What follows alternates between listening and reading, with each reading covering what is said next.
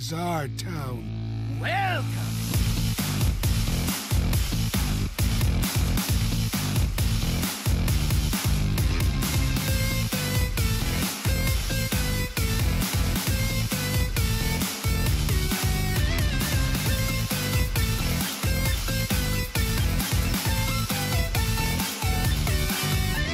What's up, everybody? Welcome to episode 193 of Value Town. I'm ChanmanV, and that's Admirable. Wow, actually, said your full name this time, not even on purpose. And then we got Ike down below, and then we got Dreads over there. What's up, guys? Going well. Hanging out, having fun. New cards. Yeah. Hearthstone expansion soon, please. Wait, you guys aren't ready to talk about Artifact on the show? Is that the deal? Like nobody's gonna talk. We got so much grief last week, man. We got crazy amount of grief. Did you guys talk about it last week? Yeah, we talked about it. We talked about that first event for a long time because Raven was going nuts over it. So a lot of people didn't enjoy that. So want to assure people we are talking about Hearthstone on the entire show today. So this is a Hearthstone show. This is not an Artifact show. Speaking of Artifact. Yeah. Speaking of Artifact. Well, speaking of Artifact, Gar's not here, guys. All right, and you might notice that. And Gar's, doing the Artifact thing right now, so he'll be back. I think once he's back realizing that Hearthstone's the better game. So we'll have him back. But today we've got a lot to talk about. We've got subject wise, we don't have that many things to talk about. It's really DreamHack Atlanta, and then 30 cards, and reviewing all of them and giving our opinions, our great accurate opinions on all the cards. So you guys ready to talk about cards? I'm sure you guys have been talking about on stream for the last week or so, but let's do it. I purposely held back opinions today because I wanted to keep them fresh and hot takes. Yes, hot takes for today's show. Roll up the sleeves here. Good stuff. Yeah, but okay. Before we do, let's talk about DreamHack Atlanta. Obviously, Admirable was casting. Ike played. Dreads watched with me, probably at home. Maybe watched it. Absolutely. Yeah. So another HCT event, and congrats to Seo Hyun, for winning this one. It was great to actually see him, win an event. He's been a good player for a long time. And seeing him take one over Sento again. Sento's like the number 2 guy. I think he's becoming that number 2 guy now, or at least that storyline. So pretty heartbreaking to see him lose, but definitely great to see Hyun win. So what do you guys think of the winner? Well, Sento's got one more chance, and I think that this was a matter of time for Sohyun, where this was, I believe, his 7th top 16. Yeah, I think he'd made 6 previous, or maybe it was the 6th one. I don't quite recall. But it's been a lot of top 16 performances from him. And honestly, it's been just kind of coming up short. Like sometimes he'd run into bad luck, but sometimes he would kind of blunder on stage. Like I remember in Oakland, he played a cube match on like round 5 or something, and he just played it really soft, and he was really defensive, and he had so many opportunities, I think, to get aggressive and win. And that was just like a consistent pattern of him being on camera and then getting a bit nervous. And I think you could even tell in his interview after he won that he was still a bit nervous. And once he continued to get that experience, I think that went away. And then once he got into a spot where he was like, holy crap, I can actually win the whole thing, he just calmed himself and focused and started playing. And you could see at times him slow himself down. And just, even though he was going to make the same play that his instinct was going to make, it's just that he would slow himself down and think about it. And I think that was a big factor for him, was just getting experience over the year. Yeah. Ike, did you end up playing him? I forget.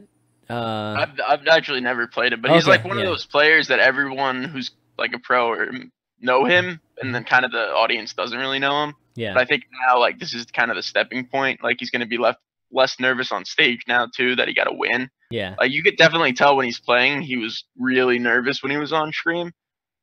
Definitely, he was in like a top 4, I think, once, and he was like super nervous, and I remember that. But I think he'll definitely be a name that comes up more often now. That's good. Yeah, he was so I don't know. He almost felt bad during his winners interview because of I guess how the cards were drawn. But Cora definitely put him in place. Cora's like, he was not you having better it. own this win, buddy. Like it was so funny. That was so awesome. Freaking love Cora. No, but like you said, Ike, I think I think players just have huge turnarounds once they finally get over that hump, of winning one tournament. And we've seen a couple first-time winners this year, and people going on hot streaks. Sane got one earlier, right? And now he's just been obviously on a tear Didn't quite make it as far as we're used to, saying this tournament, but saving it for Worlds. Yeah, exactly. Saving it for Worlds. It's got to be nerve-wracking because if you're a streamer and you make a mistake during a game, it's like ha ha ha, whatever. But if you make a big mistake in one of those games, then that's going to be remembered forever. So I can see why people get a little bit nervous when they're early in the scene, I guess. Hashtag Artosis. What? Execute, never forget. Execute. He wasn't nervous. Like that, Dan never. Oh yeah, he was just dumb. But if you make the mistake, it's to Dread's point. No one's ever going to forget. Yeah. Like I haven't said. Like we all haven't said dumb things before, but. So you played in it, right? You got pretty far. So what? Tell me your experience. I know people are banning your shaman. I wonder why. It was kind of ridiculous. I wonder why. Like they're banning your shaman. But overall, what'd you think? I thought the event was actually really smooth and clean, which is not the case usually. Like it ran well. I had a lot of fun playing. Like all my series were close, besides my winning in that I just got dumpstered. That was my fault because I didn't think God Warrior was a deck. But I thought Dreamhack Atlanta was pretty cool.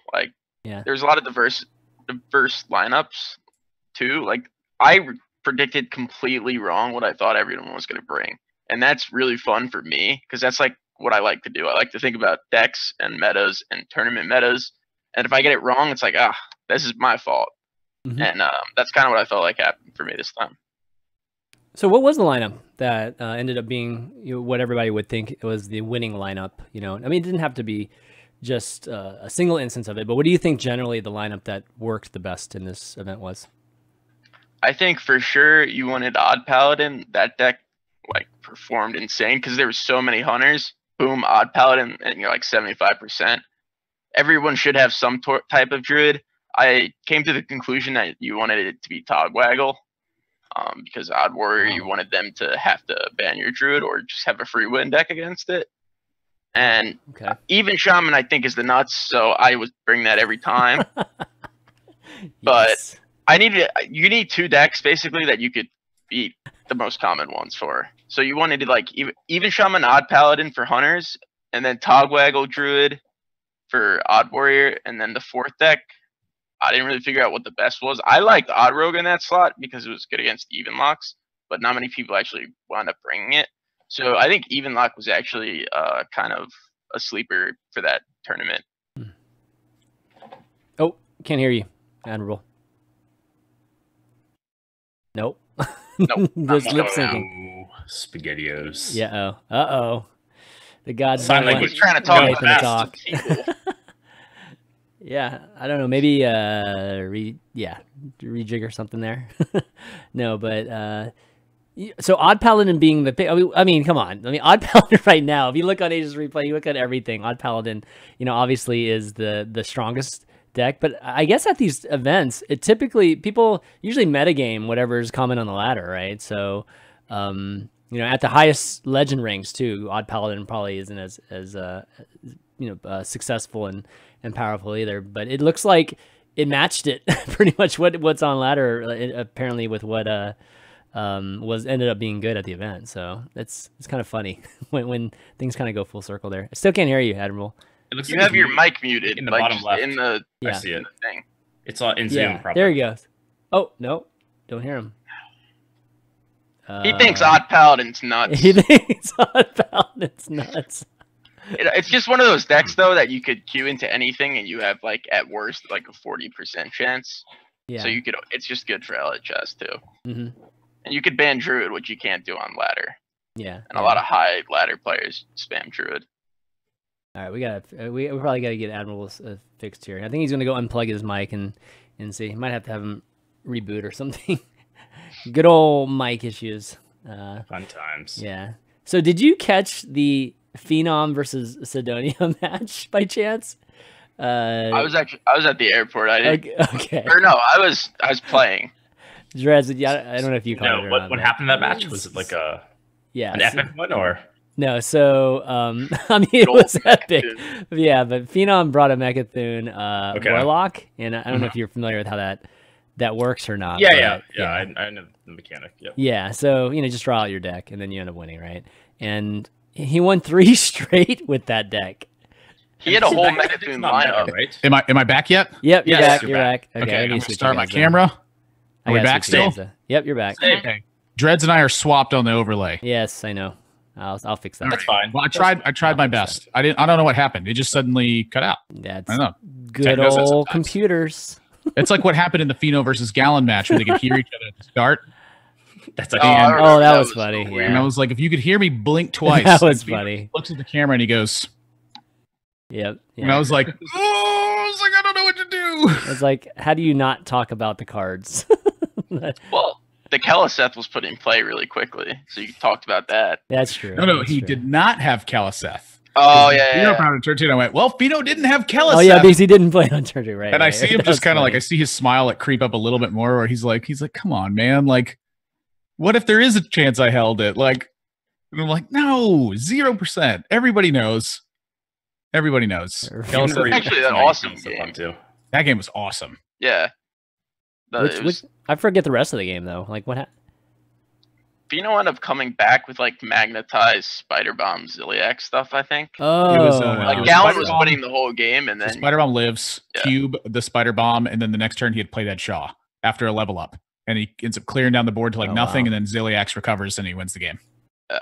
wow. it Okay. looked like Gallon was winning for a while, Yeah. and then it wasn't. No, I thought Gallon. Gallon was dead.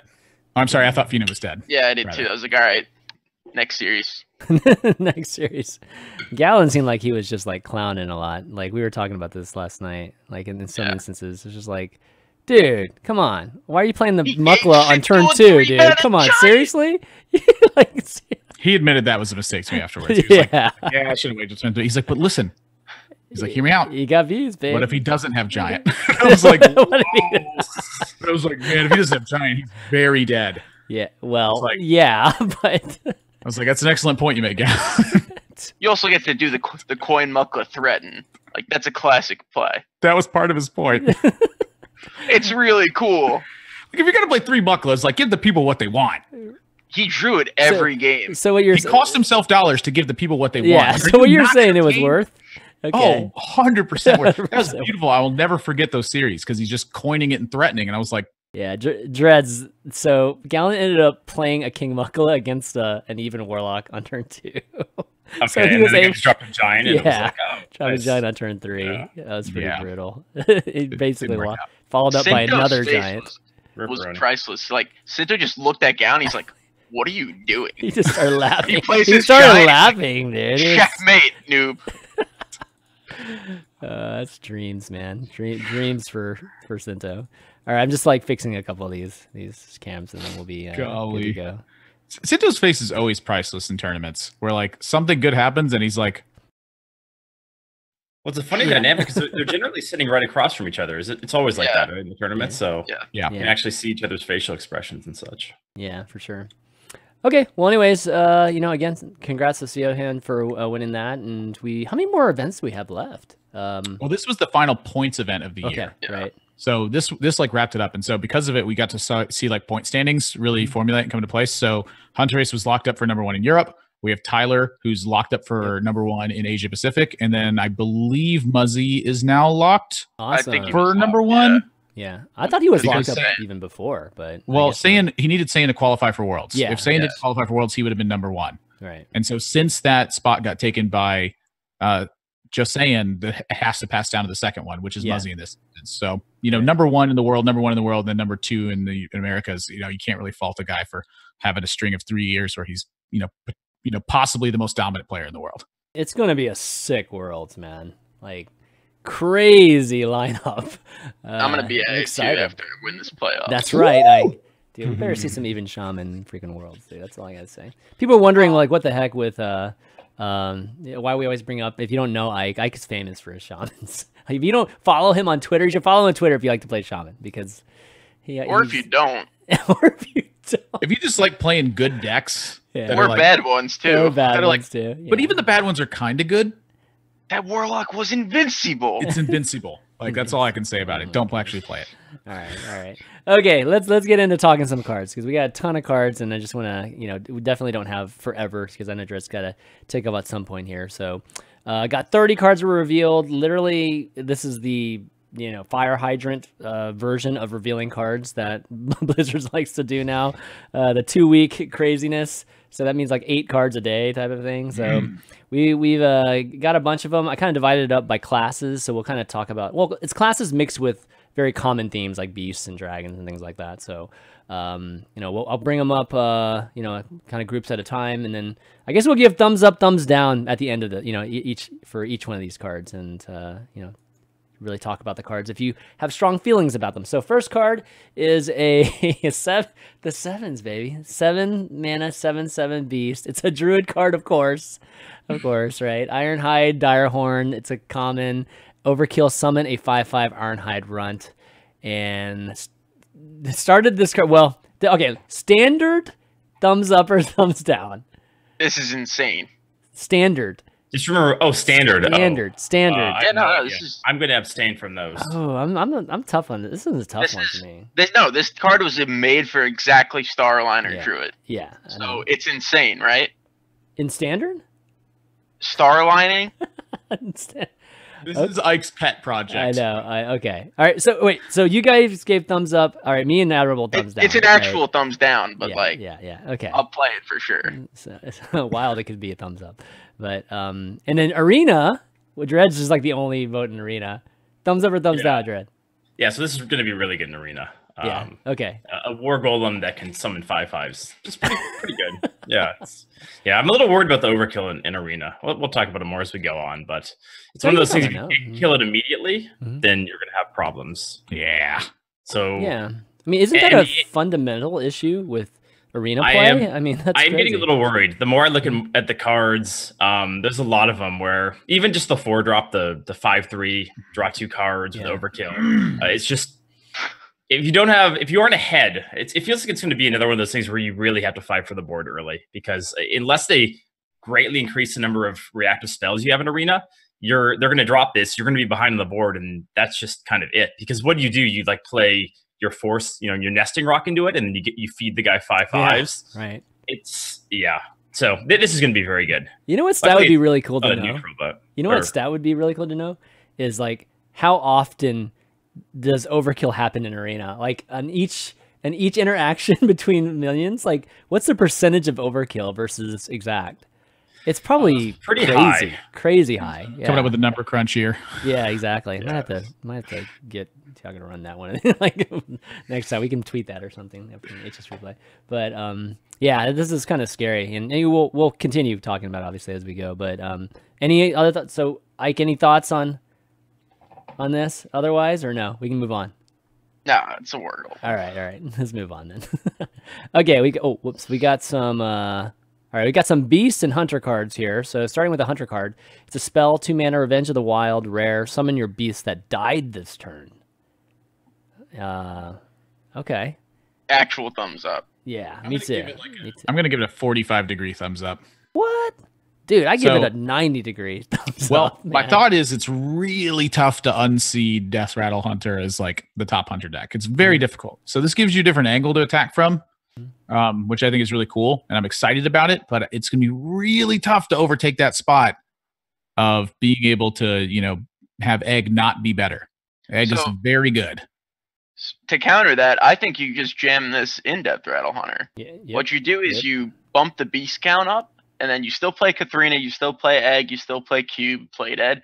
You just add some extra beasts, and then the Flark Cannon or whatever it's called, like the 8 mana summon your beasts. You cut the bad cards, like MC Tech, Ooze, like tech cards. Just like 3 slots, I think. There's probably I like the Boom Zook. Yeah, the Boom Zooka. I got a golden Boom Zook that I've been ready to use for a while. Are you serious? Okay. Interesting. Yeah, I think so too. Zook's a big beast. Bam, stick him in play. That's a 10 mana anyfin. Yeah. I mean, I think it works in Death Rattle. I think it might even work in like the older Recruit one too. I mean, imagine just like getting some of the Devil Swords, on this. Like if Devil Sword dies or whatever, and bringing this back and just comboing kind of thing. Go Tricks with Unleash. That's an interesting point. Yeah. Unleash with Revenge of the Wild. So you clear all the Paladin 1/1s and then you resummon them and attack them in the face. this is only 2 mana. Like even if you summon a bear shark from this, you're getting your value. It's definitely great value. Yeah, I mean, it just seems like a good enough card that it'll definitely. I'm on the up and up. I'm bullish on it. We're like 60% thumb now, maybe. I'm going to give it a 45-degree angle thumbs up. I thought you were going up though, dude. Well, I am going up on it, but 45 degrees is okay. I guess that is like more up than it is down. So, yeah, okay, for sure. Good. This Arena right down. All right, Dreads Arena. Yeah, this one's pretty situational. It's going to be polarizing because if you do get a deck where you're offered a ton of beasts, then for 2 mana, it's not that hard to fit that into a turn and just you summon your Nesting Rock or whatever. But if you don't have beasts, then it's a dead card, or if you're behind on board, it's a dead card. So I think more often than not, it's going to be a thumbs down, but every now and then it's going to be insane. Yeah. Okay, so we got another card over here to the right of this. It's not a hunter card. Might as well be a hunter card though. It's a 3-mana 3/4 Untamed Beastmaster, and it's an epic. Whenever you draw a beast, give it +2/+2. I am always excited about spider tanks. Yeah, spider tanks are just my favorite. Yeah. Wow, Arena 2. Exactly. We're in this one. Spider tanks for the business. It's a 3/4 too, guys. I mean, I want to draw big beasts. It's got like mega taunt. Yeah, and it's not even easy to kill. So this is crazy good. Especially if the 2-drop stat line is still just like Keleseth, right? They have to use removal on it from hand, or it definitely lives a turn. Yeah. Insane card, I think.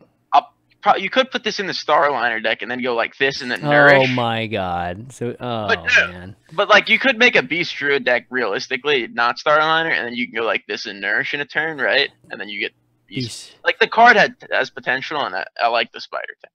This is gonna make me look at every class and just see what minions are beasts right now. Yeah. That's what it's gonna do for me. Beast Druid, the new Unicorn Priest, right? Well, there's other classes that just have beasts. Like randomly, they just have a beast, and you're like, "Oh, I didn't realize that was a beast." But it has to be a lot of beasts, right? Because you have to have a good percentage of drawing some. Otherwise, this is not nearly as good. Well, yeah, I mean, for Spider Tank. Yeah, for Arena, it's just Spider Tank. You pretty much take not everyone, but most of them. So if you happen to hit one beast with this on the board, then that's insane, right? Cool. So yeah, maybe Pre-Hound Master. Maybe a mid-range deck. Make a rise here. Okay, you can make odd decks too. Baku's a beast. That's true. That's true. Okay, let's talk about Paladin cards. We got a bunch of them, and Paladin cards are kind of interesting because they're all over the place. Like I feel like there's not a very specific theme to Paladin. They're a huge variety. So let's start with the first one, which is the Spirit for Paladin. 4 mana, 0/3, like all the others. Rare card. Stealth for 1 turn. After you cast a spell, summon a tiger with stats equal to its cost. So we're talking Blessing the Kings would be a 4/4, right? That's where. Yeah. I want to talk about class identity for a second because I feel like Paladin's been a bit lost. It's just been strength and numbers. That's pretty much it. So now we're seeing all the different things that Paladin does, and it's like, to me, it's starting to feel like a take on Justice, but in my eyes, where you have all these unique effects that are doing things that break the rules of the game, and it's Paladin that's doing them. And to me, that's really cool. Like the Paladin has been the same thing for such a long time. It's make a bunch of things and then use your bunch of things to do a bunch of things. And now it's like these little tricky things are going on where it's like, ooh, what can I do with the Spirit of the Tiger? But it's like, well, maybe I can build an armor up Paladin deck. Well, maybe I can get big things later in the game and actually generate massive tempo swings. And that's like never something that Paladin's really done. It's always been like lots of things, equality of your board, take advantage of that. And I'm really excited to see a bunch of different Paladin cards and see where they end up landing overall because of that. Because I think all of these, in some respect, to me, look playable. Okay, so we're talking them as a whole, right? Okay, that's definitely a good point. But speaking of Spirit of the Tiger specifically, thumbs up, thumbs down. I don't love this card. I don't actually know. This seems kind of bad for Arena over here, but yeah. What did you put Dreads for Arena? Up? I think it's mostly down because I don't think we have enough spells to make it work. But yeah, again, it depends on offering bonuses and offering rates and things like that. The cool thing I see with Spirit of the Tiger that's making me think is Prismatic Lens was a card from last set that kind of feels lost to me. Like everyone's identity wise, it had no place. But I with like the new cards and definitely Spirit of the Tiger, you could just like have a bunch of big minions and cheap spells and then do a little flip. And maybe Spirit of the Tiger helps that out. Oh, that's kind of cool. Kind of situational though, obviously, right? Like things have to happen. Spiker's Steed. Yeah, but Spiker's Steed, I mean, it's sure. Spiker's Steed is obviously the most obvious thing here. But I mean, you're giving up a turn with the Spirit play. You know, it's the same thing with across the board, right? That 4 mana or that turn 4 type of play is going to be a complete tempo loss. Does this make up for it in your like playing a? I mean, it's not even the next turn. Spiker is just like 2 turns after this. The reason I think it's worth it is because when you're playing against Paladin, you always have to think about equality turns. And so if your opponent plays a Spirit of the Tiger, your goal is to get on board so that way you can fight off what they're going to do with it next turn. But if you extend too far and they just go Equality Consecrate, now they have a 4/4 and a 2/2, the Spirit's still there and you don't have a board anymore.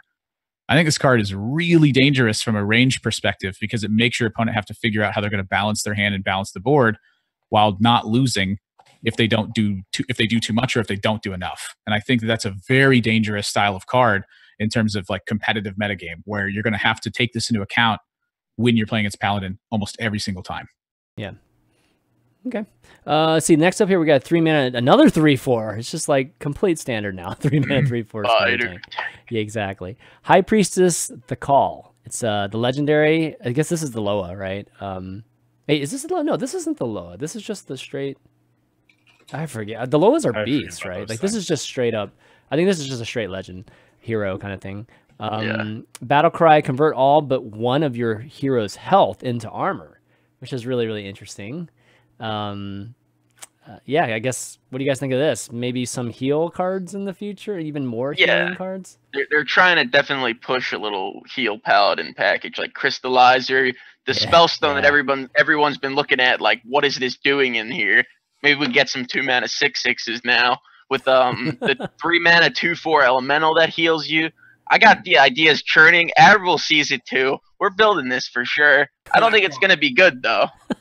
Okay. The hardest part about Paladin is damaging yourself. And now we have 3 cards that do it, and one of them does it in a very good way. Yeah. And I'm excited about that. I don't know if it's going to work, but I'm excited about it. Yeah, it's definitely exciting. All right, Drez, what do you think? I mean, it's a legend card, right? 90% of the time, it's just a Spider Tank, which is good. But the effect rarely comes into play. It does give you some friend situations where like Shroom Brew is a pretty common card right now. You could get, and you have that, you get a little bit of value for healing, but most of the time it's just a 3 mana 3/4, which is good. You know? Yeah, it's a paladin card too, by the way. Yep. 3 mana. So thumbs up. Thumbs up. I'd say like somewhere right. So I was gonna say the way Arena works with the bucket system. You know, it won't be up against Tyrion or something, right? I don't know what a similar legendary for Paladin would be to that, but you wouldn't obviously take it over one of those cards. Right. It won't be offered against it. So yeah. All right. So I'm gonna give it I'll give it like a 45-60 degree thumbs up there. I have a feeling it just might not be played. Like, I mean, I know you guys are coming with crazy I think stuff. It definitely won't. Yeah, okay. Like competitively for sure. It's cool. I definitely like what it does, but I doubt we'll see a lot of it. All right, next Paladin card, 7 mana spell, the new challenger ... It's an epic card. Discover a 6-cost minion, summon it with taunt and divine shield. And so please don't say Sunwalker, guys, because that's like completely pointless. And we're having this discussion like on Twitter, right, about what 6-cost minion's worth it. Karen obviously comes up, and Boulder a few other Boulder Fist Ogre. The damage Stegatron's probably the biggest hit, right? Damage Stegatron? Which one? I didn't even think about that. Yeah. The 5/12 take, but it's a 5/6 because it takes the damage, right? The damage for the battle cry, so but it won't take it here. Oh wow, that's huge. So, yeah, that's crazy. For Arena at least. That's going to be probably the real big high roll. All right, I'm in. For constructed too, that's a huge. I'm in. I like it. You have to play that card though. I guess you can play 2 of these. Yeah, that's. No, it just discovers it, right? Oh, you just discover it, right. Yeah, it's just from the pool. Oh yeah, you can make it's a gonna be a pretty high tiger chance too. Yeah, that's gonna be a pretty high chance. Okay, yeah, I'll give it like a 70% up. I'm gonna give it like 63. I'm hopeful, but I don't like this card. Yeah, I don't like paying 7 mana for 6-cost cards. You Divine Shield and Taunt. I don't know, 5/12, a Divine Shield 5/12. Look, I have the product in my hands and I'm looking at it. I just haven't bought it yet. Yeah, you know. Yeah. Well, you could also low roll all 3. That's the thing you have to keep in mind. I mean, I don't know what the real low rolls are at 6 mana, but there have to be some. Get a Reckless Rocketeer. Yeah. Charge that's him not in a the low roll. face. Yeah, that's 5 damage. I mean, if you play this with Spear of the Tiger, right? This would be freaking pretty good stuff, right? Well, you're playing a turn 6 Tiger with 2 mana. Hey, you can get I'm okay with these you things. get a Holy Light. No. I think Tiger's scary. Yeah. Dude, I told Craig to bring Holy Light Paladin at prelims. That's why I picked him at prelims. I remember for playoffs. All right, last Paladin card. We got a 4-mana 4/4 Zandalari Templar Battlecry. If you've restored 10 health this game, gain +4/+4 and taunt. It's like the opposite of Hooked Reaver. Yeah. No. This goes with the High Priest. You got to have the High Priest in here to make this happen. I'm thumbs up. This is a 4-mana 4/4 vanilla. No. You're going to restore 10 health. You think they're going to print all these cards and not make more heal cards? I'm telling you. They probably will, but 10 is a lot of health. If Arena, it's not going to block. So 99% of the time will be a 4/4 in Arena, but I don't know. I think of this card as it should have said Omega Zandalari Templar because this card's not going to be played until a lot later. And turn 18. Exactly. I'm saying this right now. That's a hard thumbs down. It's like not hard thumb, but it's definitely thumb for me. Yeah.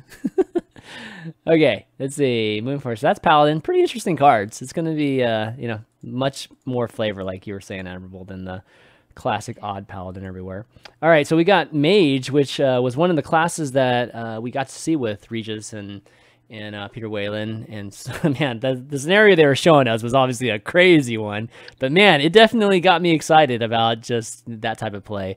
I don't know if it's going to be very consistent and good, but it was really cool, the little mini combos everywhere. As an Arena player, I have to say I have a little bit of an itch to try some odd Mage after looking at some of the cards. Right. Like, yeah. Kind of fun. Might dabble a little bit. Yeah. All right, so we're going to start off with a 1-mana 1/1 Daring Fire Eater. It's common. Battlecry, your next hero power this turn deals 2 more damage. So it does 3 damage in all. Pretty cool. Obviously cooler with combination of other cards. But looking at it by itself, what do you think? Well, it's really, you could just simplify it into a 3-mana 1/1 deal 3, which is like pretty reasonable. Mm-hmm. Frostbolt with a 1. It's not actually that great. It's like, it's very mediocre. In Arena, there's a Spring Rocket, which is a 2/1 Battlecry deal 2. Yeah. So this is kind of similar to that, and that card's fine. So I think it's fine, at least for Arena. Dragonhawk right next to it, and I'm going. Yeah, the Dragonhawk, which he's talking about, right next to this, is a 2-mana 0/3. It's the spirit of the Dragonhawk, so it's the spirit. Rare. It's stealth for 1 turn. Your hero power also targets adjacent minions. So turn 2 that, turn 3. Yeah, damn, 3 damage to 3 minions, basically, right? So that's pretty sick. That's what, 5 mana for what's a spell that does 3 damage to 3 minions? There's it's like the something. Cosmic Anomaly Shooting Star. Yeah, okay, there you go. Yeah. I think that your value out of this is a little bit different though, where like obviously we're moving over to the legendary side where, this is the reason you want to do all this hero power stuff. It's because we want to make a Ragnaros right on turn 7. Love Rags. Yes. And that's what I'm looking at. I see that and I'm like, Ragnaros is like literally my favorite card in the game because it's so mighty and powerful, and I want to slam a Jaina right afterwards and have it be the Light Lord and the Fire Lord simultaneously, where it heals me for 8 and it deals 8 damage. Like that's the most exciting thing to me. I don't need to see the rest of the set to know what golden legendaries I'm making. Yeah, I'm making that gold one so quick. And that's my first 22 hours of gameplay. And what he's talking about, guys, we got 7-mana Janalai, the Dragonhawk. So you got the spirit first, Janalia, whatever. Like I can pronounce that. You got to say it like a troll. I don't have the mindset. I don't have the Troll Island, accent / pronunciation. But it's a 7-mana 4/4 beast, Battlecry. It's a legendary. If your hero power dealt 8 damage this game, so like if you just did that combo we just talked about a second ago, this card summons a Ragnaros like on the Battlecry, which pretty sick.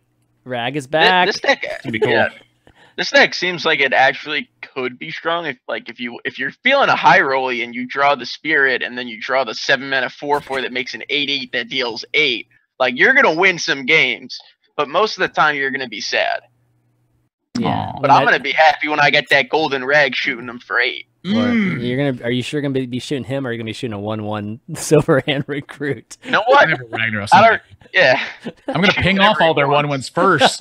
We got a Spirit of the Dragonhawk in play, all right? Oh man, imagine if Ragnaros had overkill. Oh my god, that would be so amazing. Who says there's one that isn't? When I look at the legendary for Rita, I think it takes a while to do that much damage. If you're just pinging for one, it's not going to be active until, I don't know, turn 13 or 14. So in order for it to be really good in Arena, you're going to have to get some of these other cards to make it work. But I guess the thing is, even if you play it way down the line, if you survive long enough, it's still 4/4 and rag for 7. Yeah, so 12/12. Ice Walker. Insane. You're welcome. Yeah. What? Solve the meta. Spirit of the Dragonhawk, Ice Walker. You're welcome. Freeze 3 minions, deal me Kona Cold every turn. You just keep doing it. Do I have to play Ice Walker in my deck? That card is so annoying in Arena. It's not good, but it's that's really the annoying. Even Mage deck list. Okay, so well, no, you can't play the rag guy in Even Mage. Well, semantics. Oh, okay. All right, we just talked about 3 cards here. So, all right, how are we gonna do this? I guess just give a thumbs up for them. We'll give them a heart. Yeah. Yeah, a heart. This is the package. This is wait, that's 2 thumbs down technically. So do I like them? Thumbs up for all of them because I like them. I think the first 2 cards is more of a thumbs up for me. Really? Yeah. I think the Dragonhawk is the reason that the other 2 cards well, are playable. Sure. But I just don't know if the rag is going to be as impactful as everybody he's the thinks. Fire Lord. I know he's the Fire Lord. Real talk, I think Spirit of the Dragonhawk is just a good card. Yeah, I think there's so a lot of board presence so that just does a lot of nasty things, and like picture it with Jaina. Yeah, I can see you like swinging some obscene things that like don't normally happen. You're like, well, maybe I can beat Jaina if I, and then all of a sudden they make 3 water. In the end, it's a poor man's Zentimo, which we'll be talking about in a second, a little bit later. But yeah, it is pretty cool that you're able to do like enhance spells, right? With or at least enhance a hero power, just adding value to it. So that's cool. And in my head, Blast Wave gets a thumb down. You need it to target. Okay, something about Blast Wave. 5 mana Blast Wave, epic spell, deal 2 damage to all minions. Overkill, add a random mage spell to your hand. Hit your own stuff. For Arena, I actually think it's probably, I don't know if I'd go thumbs up, but I think it could be takeable.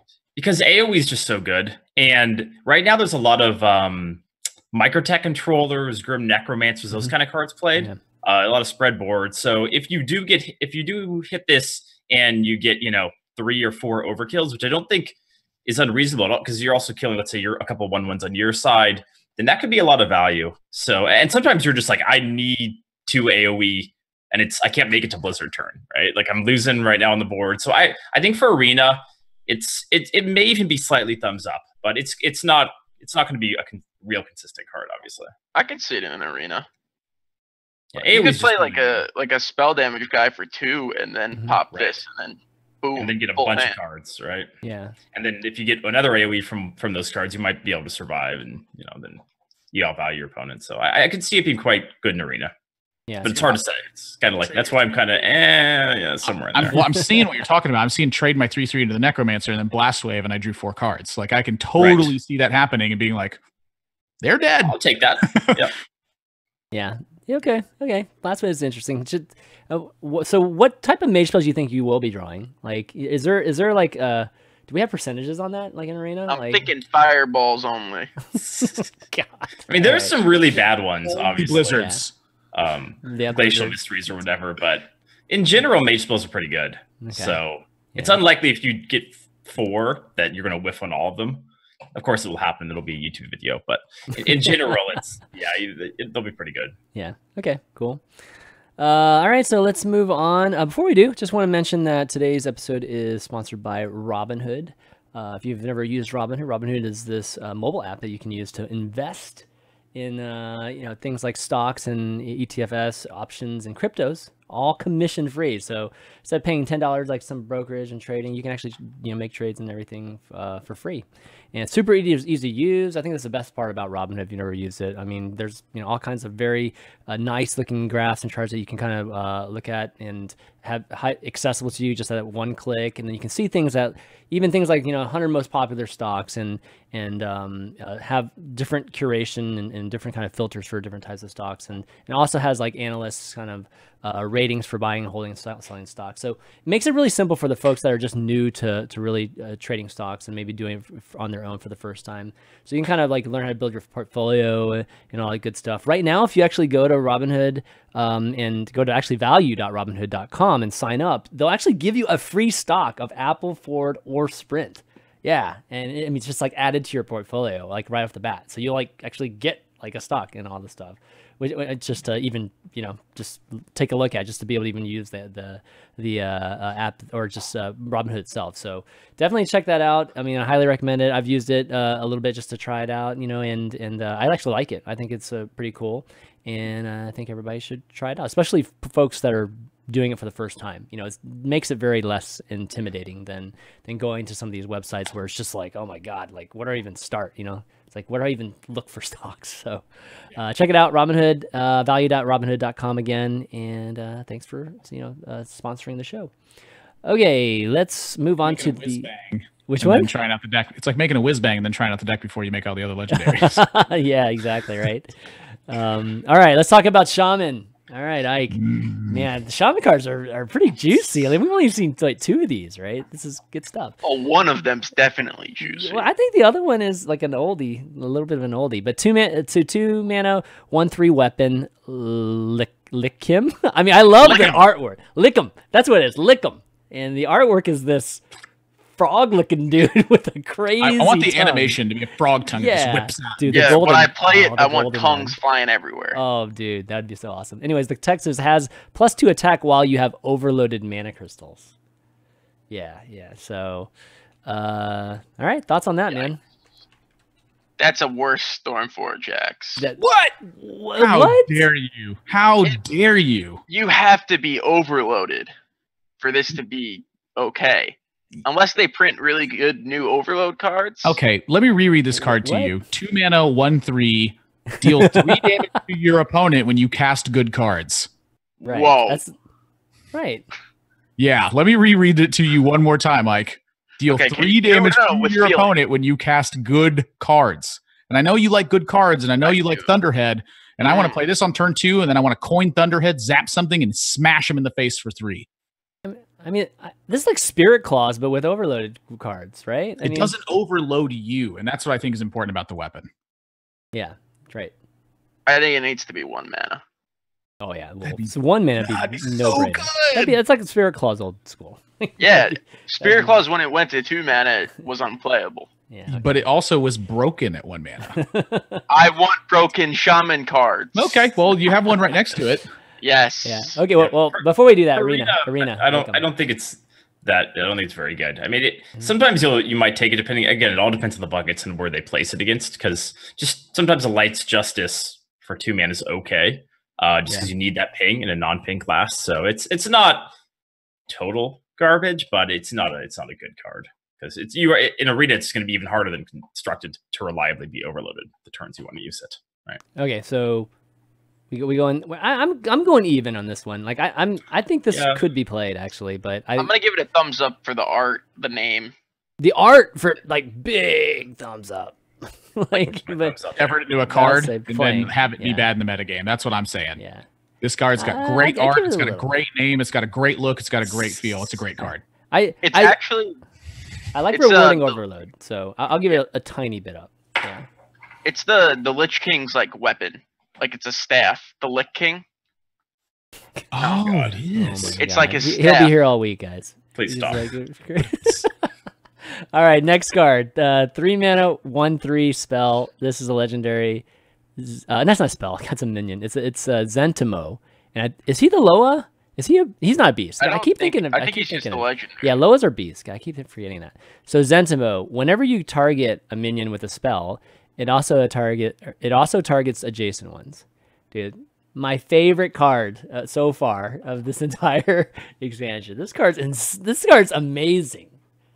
Crazy amazing. So I want to hear what you... Yeah. So like Electra really spoke to me as a Shaman card. Yeah. I personally didn't think Electra was that powerful because like once it's done, it's done.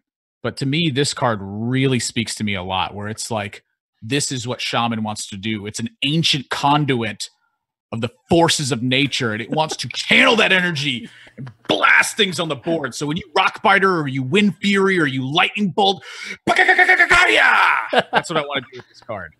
This is 4 mana, kill their board. Overload for 3 when you do it because of Lightning Bolt.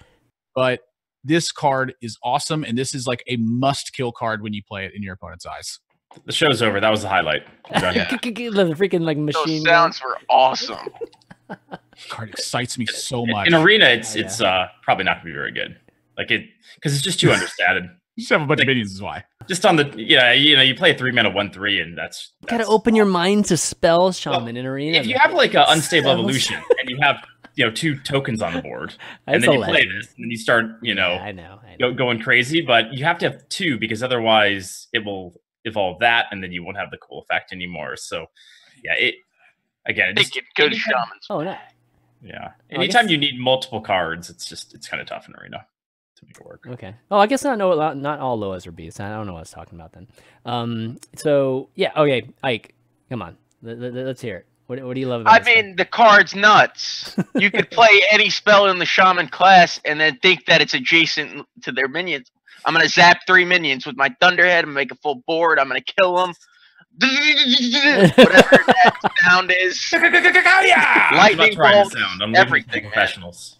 Oh my gosh. Yeah, I mean, let's just take a look at all the shaman spells possible here. I mean, look, Zentimo's this is worth looking at. I mean, this is insane. Like, it basically makes every one of these spells better.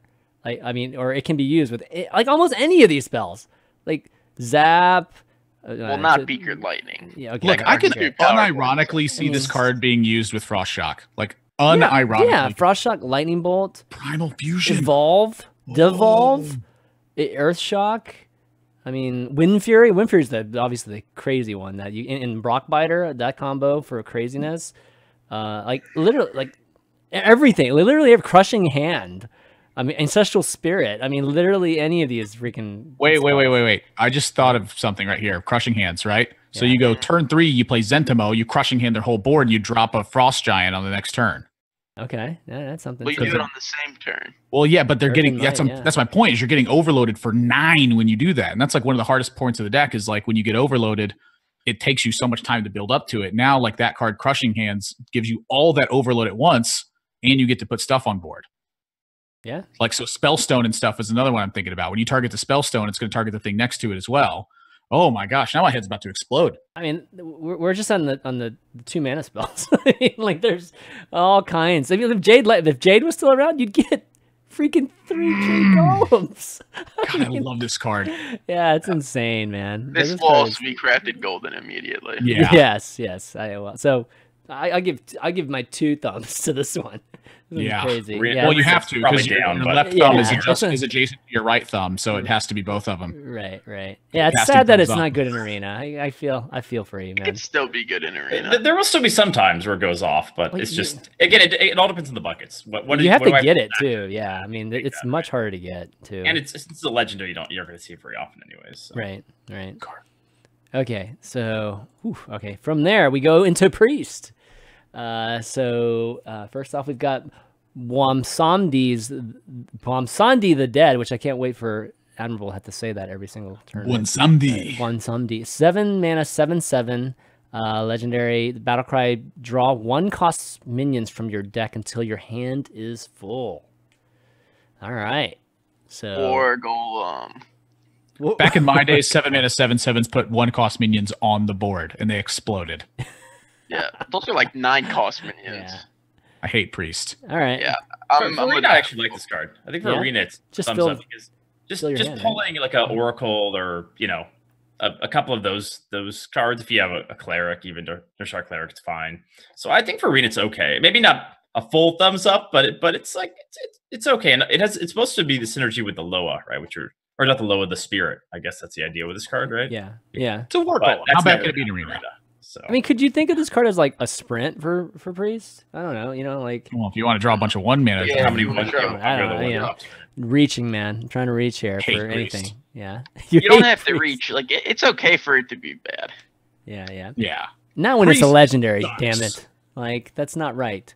Make this rare card bad, not the legendary one. All right, so then we got a Grave Horror here, 12 mana, 7/8. Again, a priest card, rare. Taunt costs 1 less for each spell you've casted this game. So taunt is good. Yeah, the taunt part makes it good. Yeah. I mean, this is like Arcane Giant for priest, right? But it's way better because it has taunt. Yeah, but it's also way worse because it's priest. Yeah. So like they have me excited right up until they tell me it's a priest card. I think priest is going to need some sort of overhaul in this set in terms of identity. I talked about it earlier. I think priest is all over the place right now, and I think it needs to like hone it in and like get to the core of what does priest really do. And to me, priest is about enabling other things. So this really speaks to that. I think priest is about enabling your other things to lift them above what their normal capacity is. So I like it, and I think it could be good, but it is priest, so I'm skeptical. I think it's actually, like, thinking about it more, it's probably really good, right? Because I think a lot of the powerful decks in Priest are, like, Divine Spirit Inner Fire decks.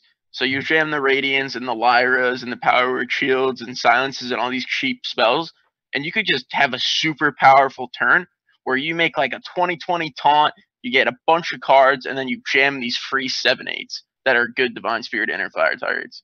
So I think this card's, like, really good. It's a shame it's in priest, but in the priest decks, it's going to be really good, I think. Yeah, I agree with that.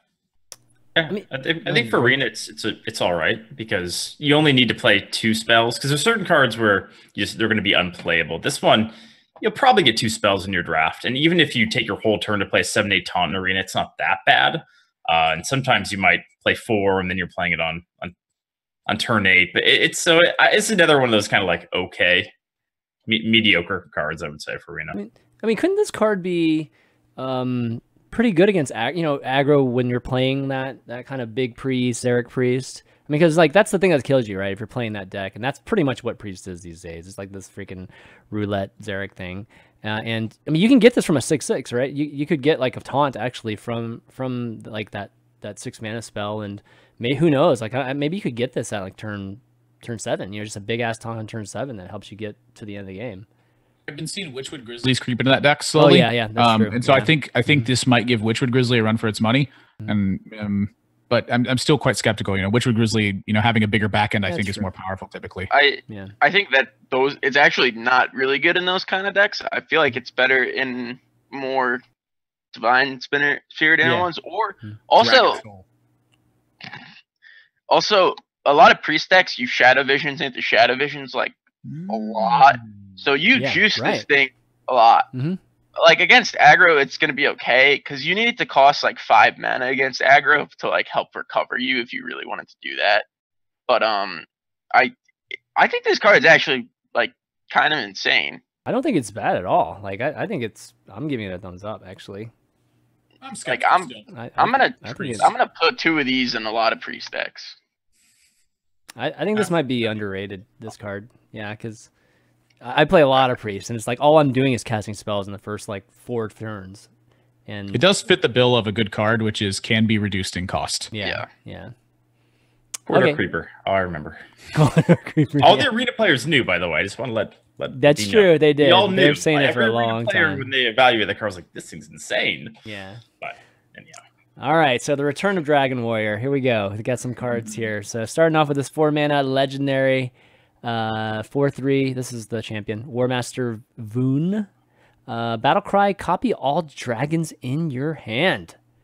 All right, so double up on these dragons. I mean, we still need to see some more dragons, okay, first off.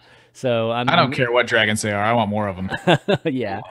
So I think that one's like, we don't know exactly, but what are your feelings? Like, you think for sure we're going to see some kind of dragons. So getting if you make a card like this and don't print more dragons, like what? Yeah. What are you doing? Right? Yeah. Like, can I cuss? Yes. Yeah, of course. Like, what if you print this card and don't print more dragons? What the fuck? Right. Yeah, there's more dragons. Okay, there's got to be.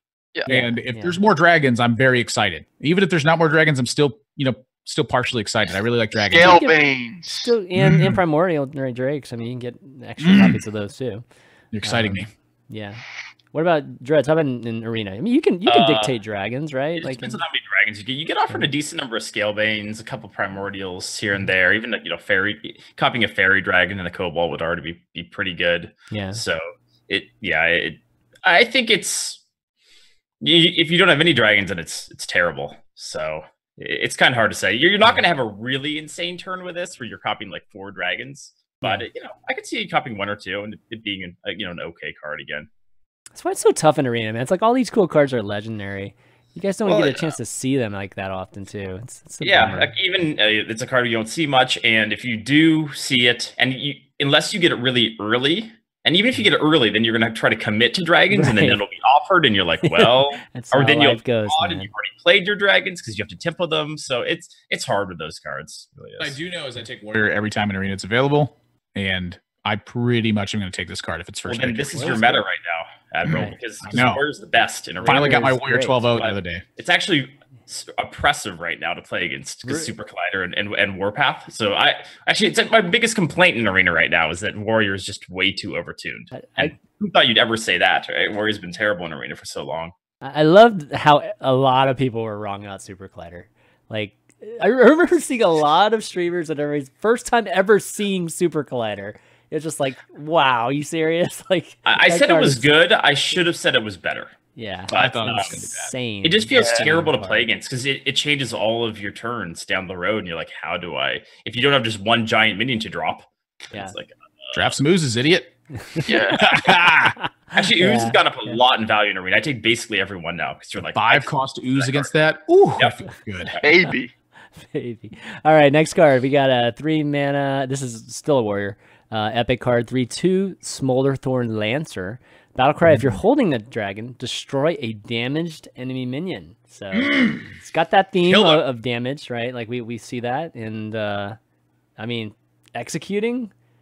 I want to kill a card so they're dead. Pretty sexy. Yeah. That's good. Pretty sexy. This is probably one of those cards where you take the chance on it in Arena. I'm guessing it won't be in a super premium bucket. Just because at worst you play a 3 mana 3/2, but if it happens to proc, it probably that upside wins you the game. So it might be worth it. You like auto pick Bloodraiser in Arena, right? Yeah, for sure. This card's pretty good with that. Yep. All right, let's talk about like relative good.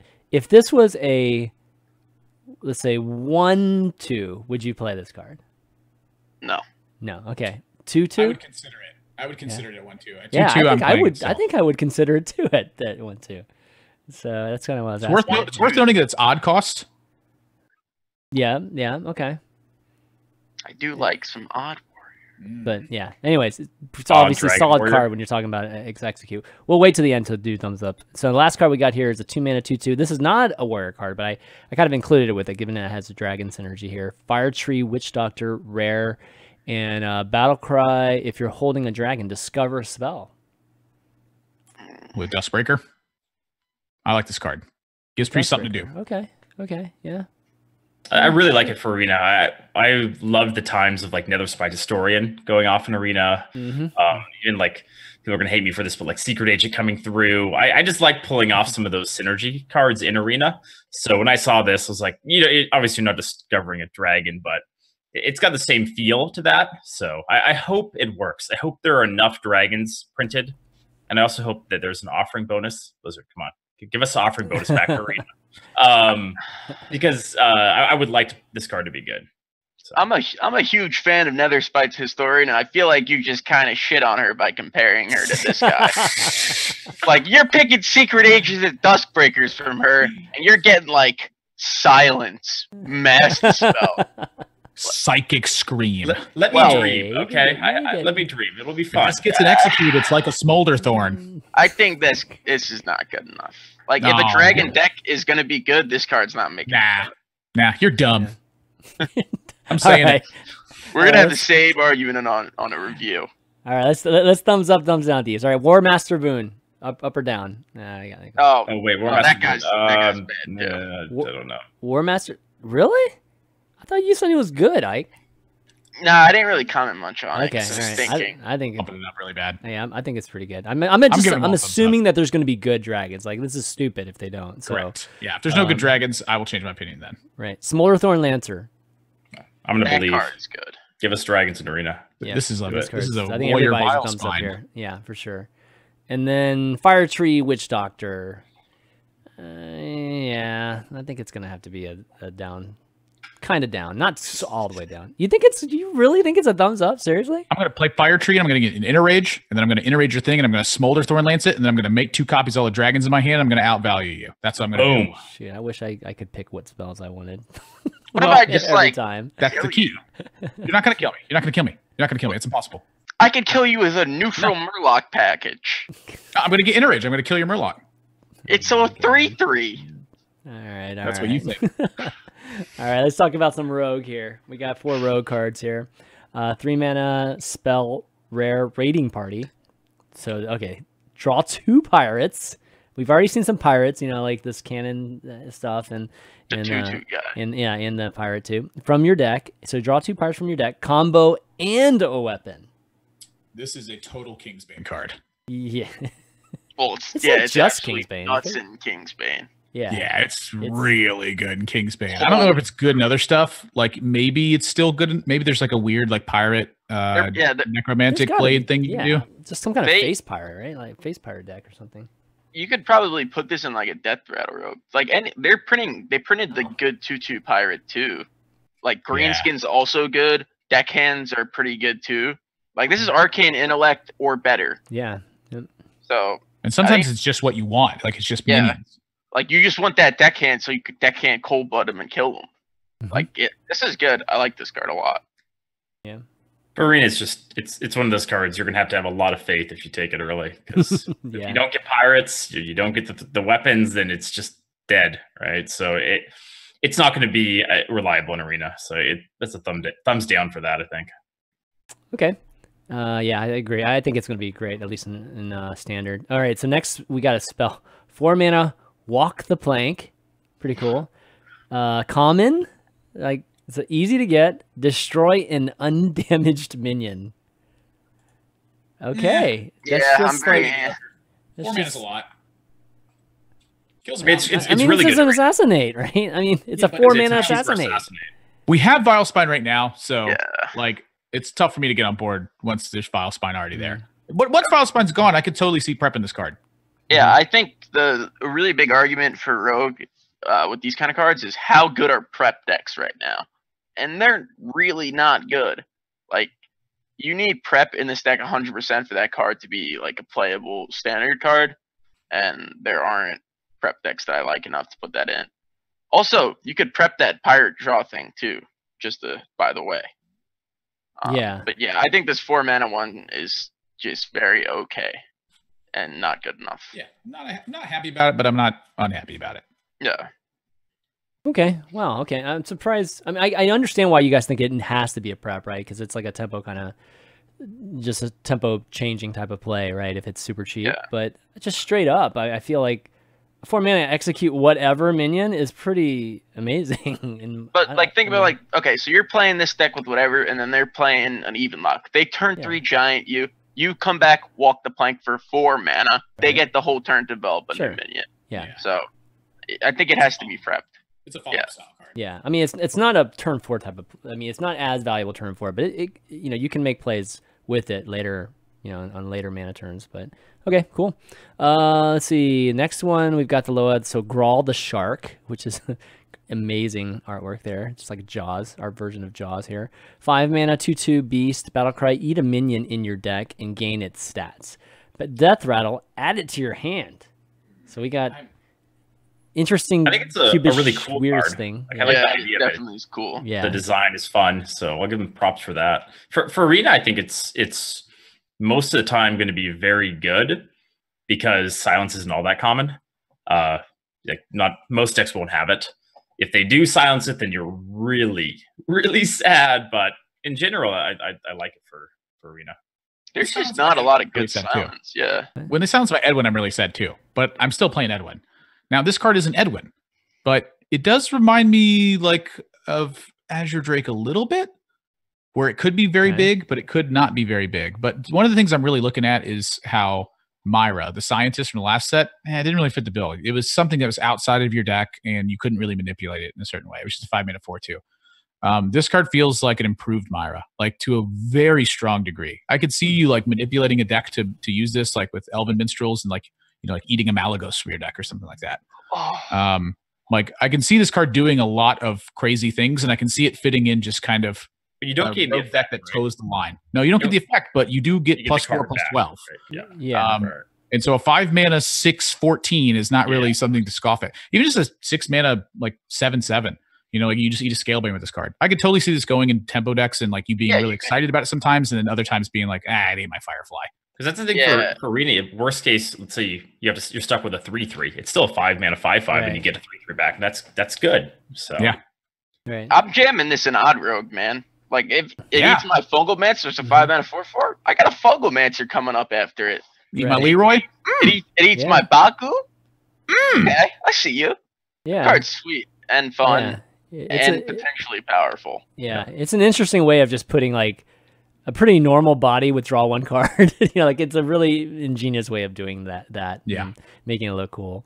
But, plus the shark. Yeah, plus the shark. It's cool. I like the eat a minion. There's something about that text that's just so cool. so many Hearthstone cards are tongue in cheek, and I think that's like one of my favorite things about them. And that transitions smoothly into the Gurubashi Hypemon. Oh, somebody just said eat your Keleseth.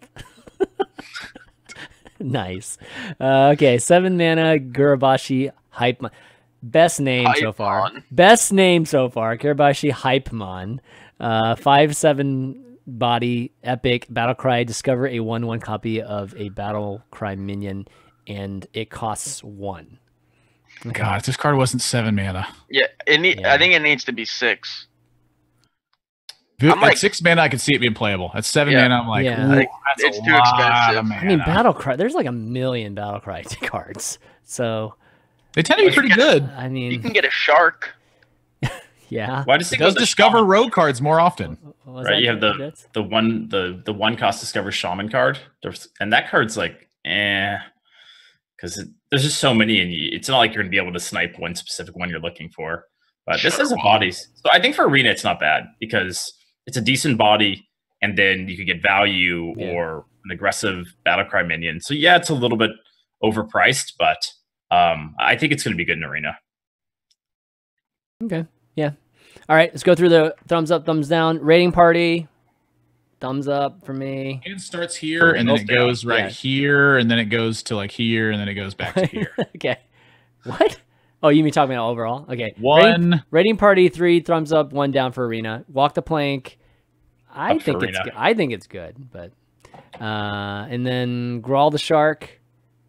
Definitely up. Everybody's thumbs. Oh, you think it's middle, Mike, for Gral the Shark? I think it's high middle. Yeah.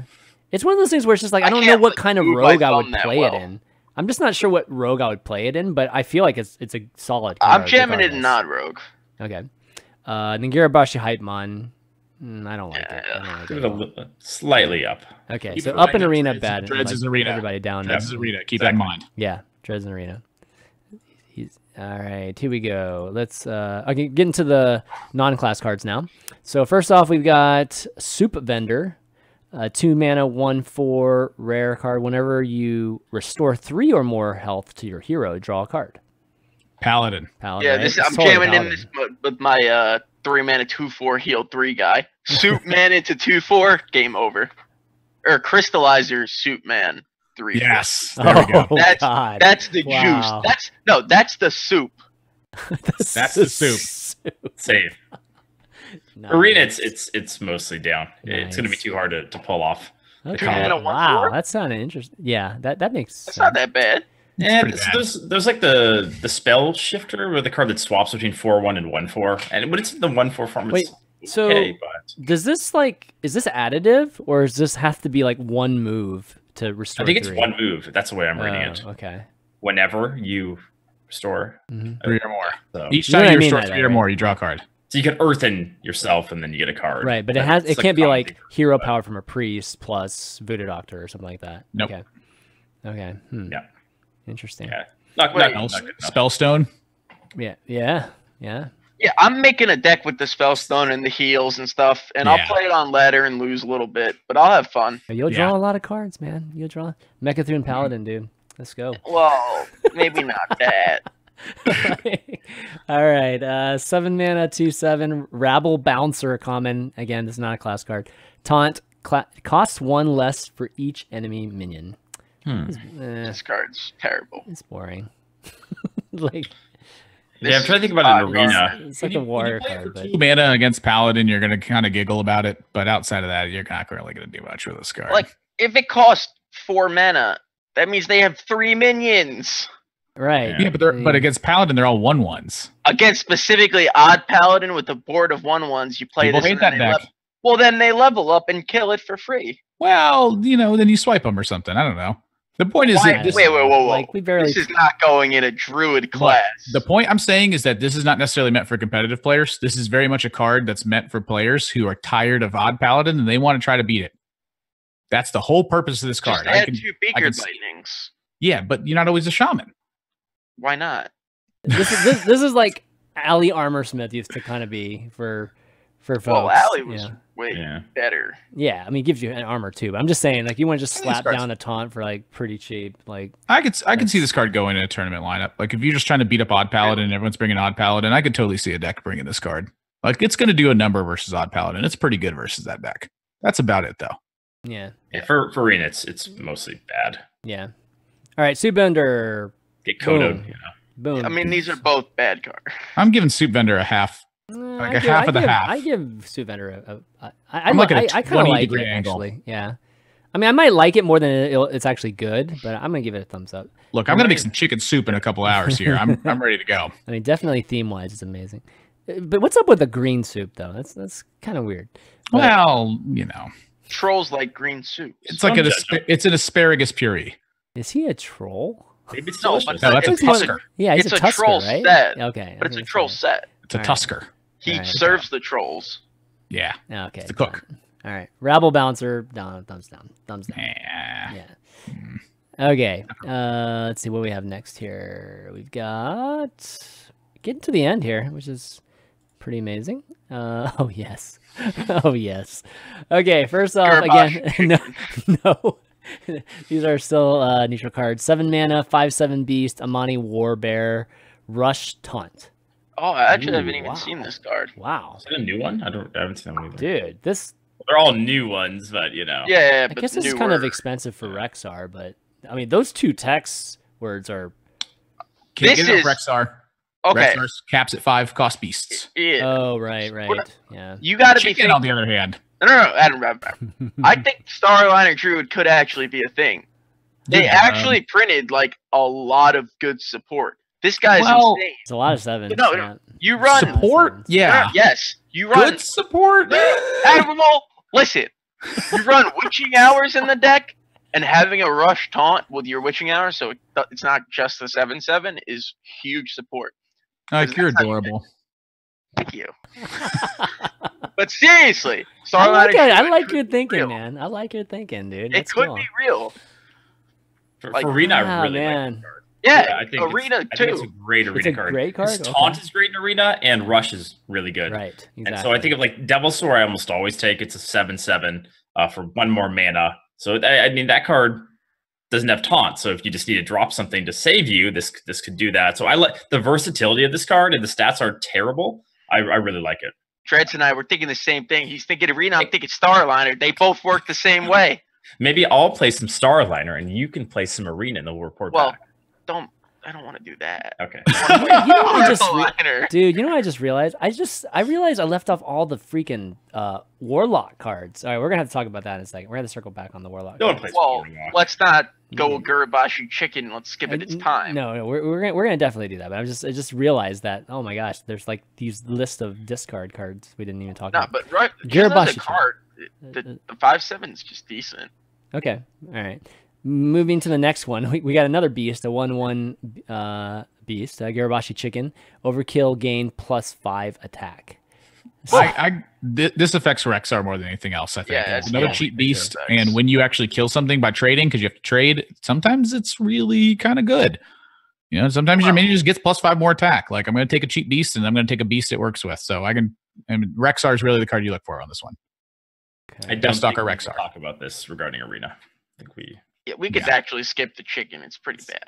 Dude, you gotta love the axe beak though, man. Come on, that's like amazing. It's like Oh, it has great art. Don't get me crazy wrong on amazing. that.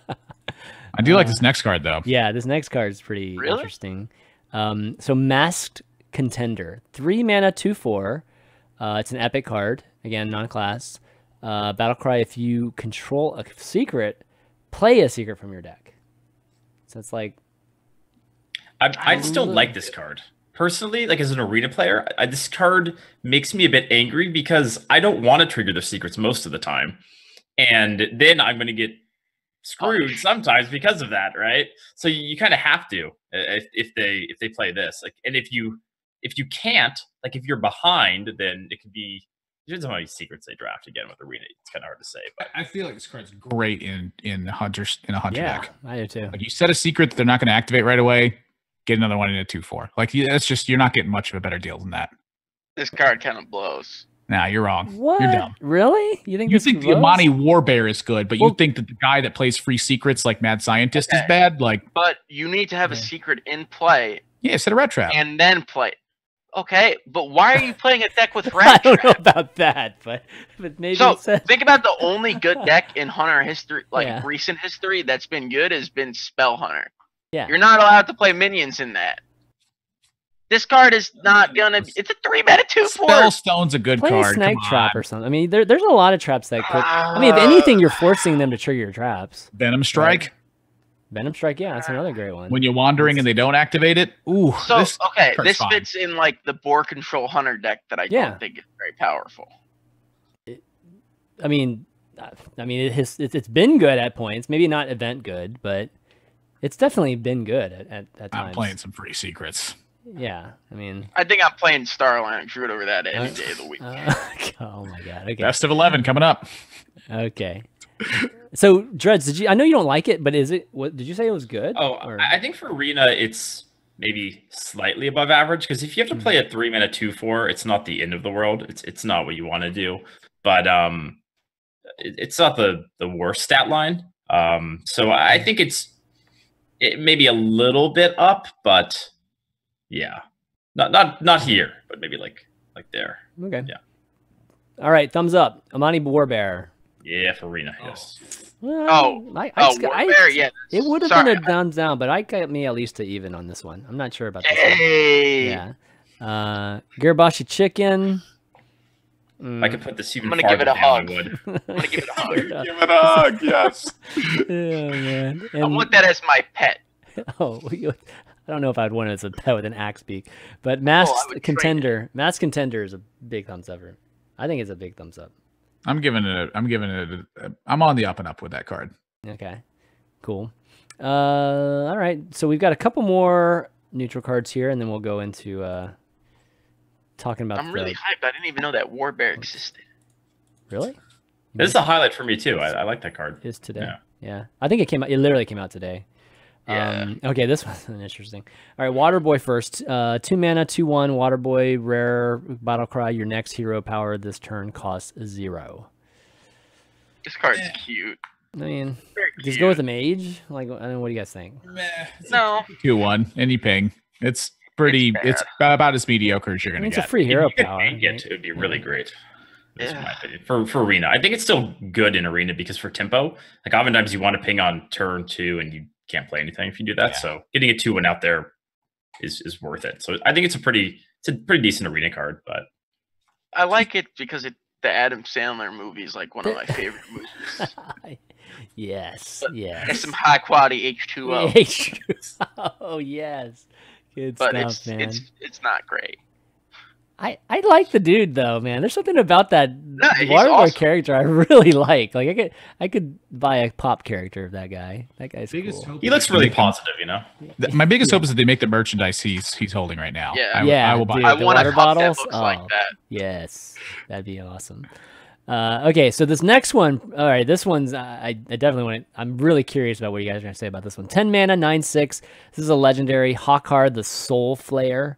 Death Rattle. Shuffle a Corrupted Blood into each player's deck, and then a Corrupted Blood is a 1 mana spell that has the keyword casts when drawn. So it's going to automatically cast the spell. Take 3 damage. After you draw, shuffle 2 copies of this into your deck. So it beats up Mecha'thun. Yeah, it beats Mecha'thun. Yeah. Otherwise, it's hot garbage. It's a fatigue accelerator. What does it do to King Toggle? Like, remember we were talking about this, Ike? Somebody told us that you do 36 with King Toggle. I was just like, what are you talking about? Like, I don't even... With the natural toggle. Yeah, how does that work? Like, how do we come up with that? Like, well, the naturalize, it draws 2, so you draw 1, and then it shuffles, and then you draw another 1, and it shuffles, and then you draw another 1, and it shuffles. So and it chains. So... For each individual card, you take 3.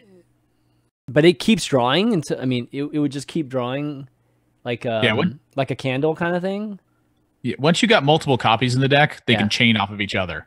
The first copy cannot chain off of itself, but the future copies can chain off of it, and so that's really where that card comes. Oh, that's how it works. Wow. Okay. But other than that deck, it's a 10-mana 9/6 that blows. Yeah. For Arena, it's completely unplayable. You never draft this. Never.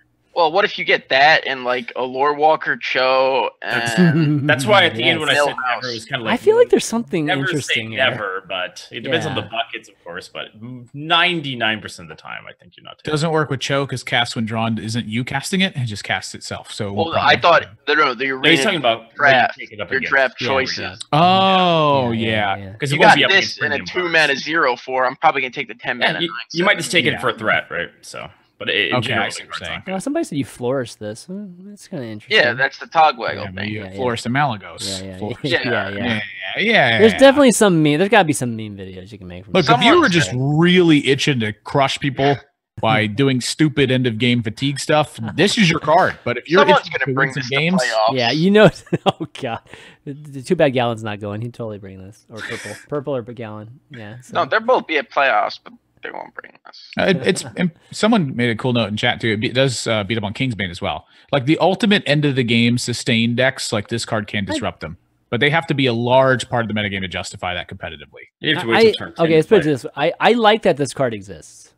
I don't know if it's going to be good, but I like the fact that you can just hard beat these stupid decks. Yeah, these crazy gun end game decks. Yeah, these single player end games basically. So they nerfed Mechagoon Rogue, man. Yeah. I won a game with that. Oh no! What do you mean? Not my Mechagoon Rogue. I know. Gosh. All right. So thumbs up, thumbs down. Waterboy. Down. Thumbs down. Oh, thumbs up for Arena. Yeah. Yep. And then Hakkar the Soulflayer. I'll give it like obviously 45 degrees because I'm glad it exists, but I don't think it's any good though. It's bad. Yep. It's so bad. Okay, let's talk about Warlock cards here. I'm gonna have to drag them in here real quick. Hold on. All right, so we got High Priestess. What do we got? We got Soul, Warden. We got Reckless, Diretroll. They're buffing Invincible Warlock. What's the Invincible? It's a bad Warlock deck, but it's invincible. Yeah. Like when we lose, we don't count it, but when we win, we definitely count those. Probably count it twice. Yeah. Okay. All right. So let's talk. All right. High Priestess Jeklik. Wow. 4-mana 3/4. Oh, it's not a 3-mana 3/4. It's actually a 4-mana 3/4. Legendary. Taunt lifesteal. When you discard this, add 2 copies of it to your hand. Wow. I'm very excited. Wow. Why? Because this is a lot of lifesteal taunt things. Read the cards that are next to it. I'm going to make this the lowest cost card in my hand, and as I rip these discard cards, I'm going to keep making. Wait, your hand's going to be hot trash then. Well, that's fine. I'm going to have enough 3/4 lifesteal taunts to get through it. What if they just kill you? But what if they don't? I have 3/4 lifesteal taunts. Okay, a lot of them. But I have Gul'dan later. Well, that's fine. I'm going to have a lot of 3/4 lifesteal taunts. Dude, I'm going to twist together that board. You can get the portal on the board, dude. Huh? I love this card. Yeah, I think this card. We're talking about Quest Warlock? Yeah, Quest Warlock. Let's get the portal on the board, man. I think it's finally time to see the place of discard Warlock. We have a new discard mechanism for it. We can Solarium this High Priestess Jeklik and not be sad about it like we are with every other card we Solarium away. That card sucks. Yeah. I hate Solarium, but this card makes me want to play Solarium. And that's difficult to do to me because I hate Solarium. But I am going to craft a Golden High Priest Jeklik, and I'm going to beat up Ike with it. Well, I'm probably going to craft the gold one too. But well, yeah, I'm not going to be happy about it. This card excites me because it's a lot of stuff that you can do with this card, and it's very rare that you get a card where you can just keep going. Like no matter what, if you have a way to discard it, it keeps going. And it excites me that you're excited. Yes. All right, I cannot wait. Arena. It's bad. It's bad. All right, that's bad. I mean, there's not really a lot to talk about. You're not going to pull off the synergy. It's just not very good. Yeah. Even with the synergy, it's not good. Yeah. No, you're wrong. You're wrong about that. Well, let's keep going so we can talk about the synergy. So Soulwarden's an epic 6/6/6 card. Oh, wow. Battlecry, add 3 random cards you discarded this game to your hand. So kind of pulling from the graveyard. Pulling in from the graveyard, baby. You can get some Soulfires But back I thought too. we couldn't see the graveyard. So well, no, you can't. You know, it's gonna happen. Yeah, you got to remember. You got to remember. Damn. Discarding things is very use HS replay for that or something. This is better than the High Priestess for Arena because at least its stats are okay. Deck tracker. Yeah. The 6-mana 6/6 is okay. So maybe you pull 1 card. So it's still not a good card, but it's Infusion better. on the High Priestess. Ooh, Oh! I'm getting excited. I'm getting way too excited. This is real. Everyone, I'm gonna need you to calm down. This is gonna break the format. He's got enough excitement. Rank 5. With our excitement levels, it's a normal level of excitement. Jeklik's the truth. I'm just observing here. Yeah. I'm calling this. Okay, Jeklik's the truth.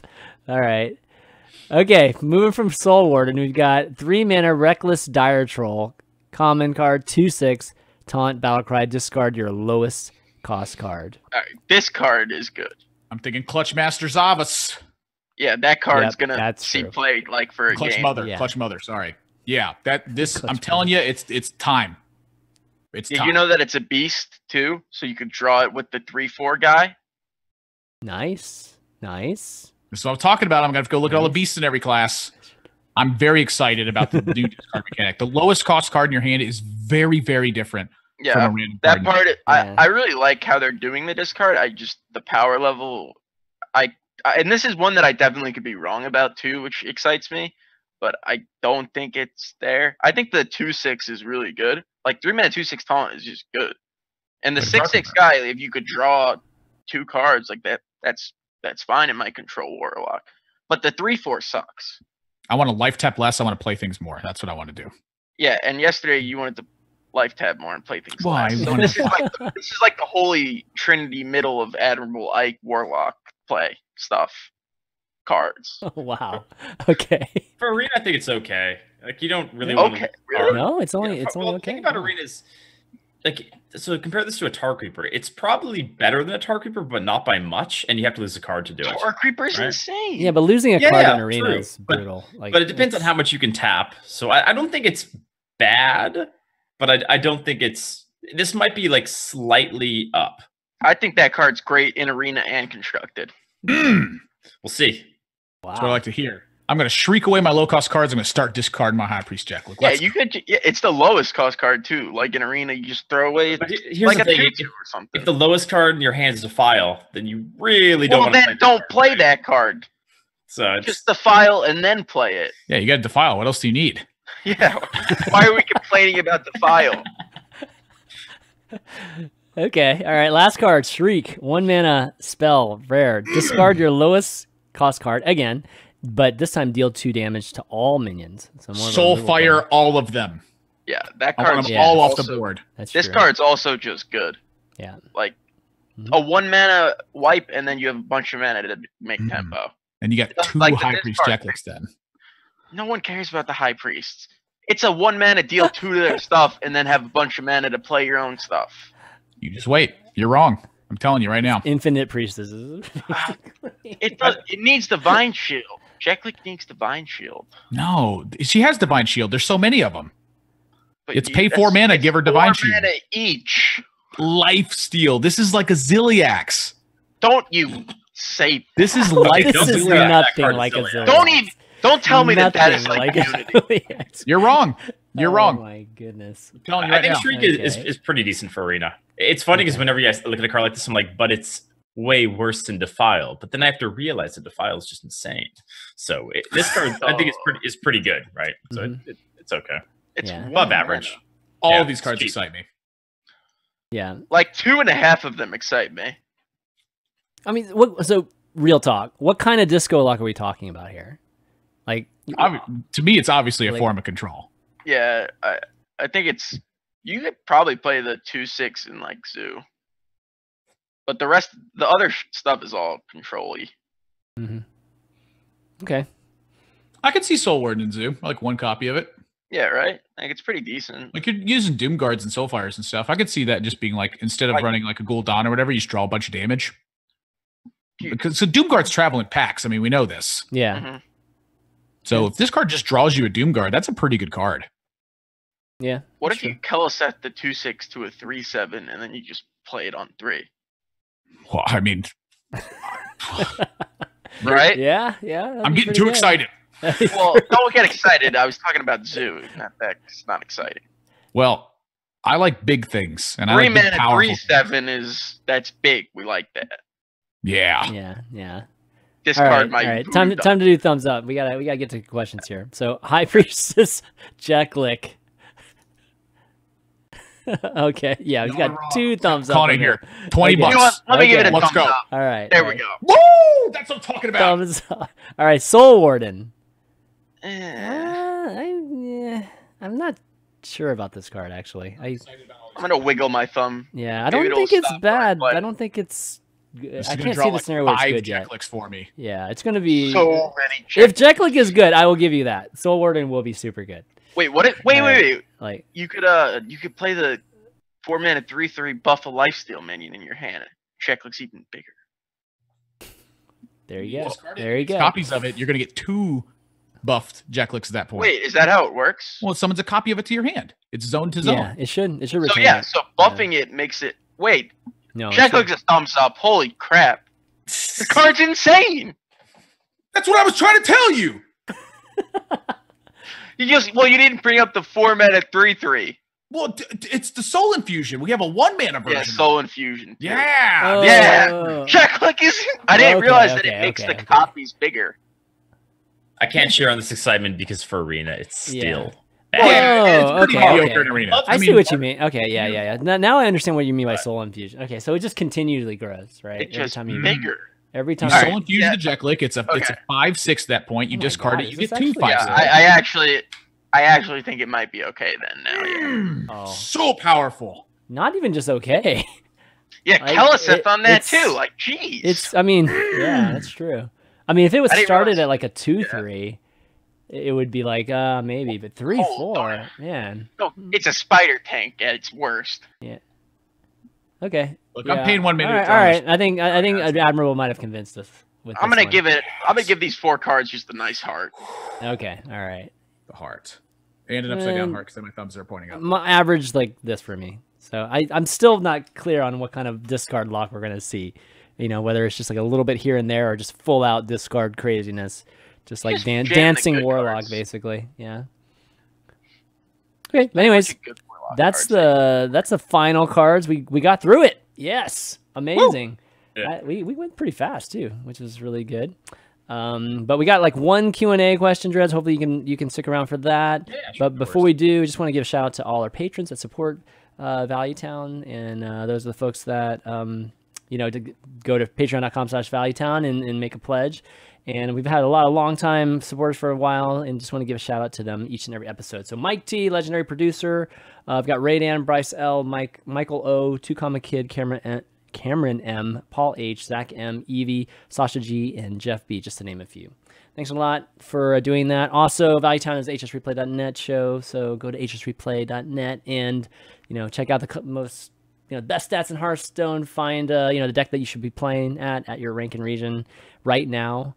And, get ready for some... What was that? Even Shaman? Yeah. It's even Shaman. His Even Shaman is not even the best one. For Arena, it's Warrior. Don't even For Warrior, trust yeah. me. For sure, Arena. I've checked Arena's many Warrior. times. Every day I check, it's always Warrior. So. Yeah, definitely. Oh, did I not say Oondasta? Oh, wait. Did we not do Oondasta?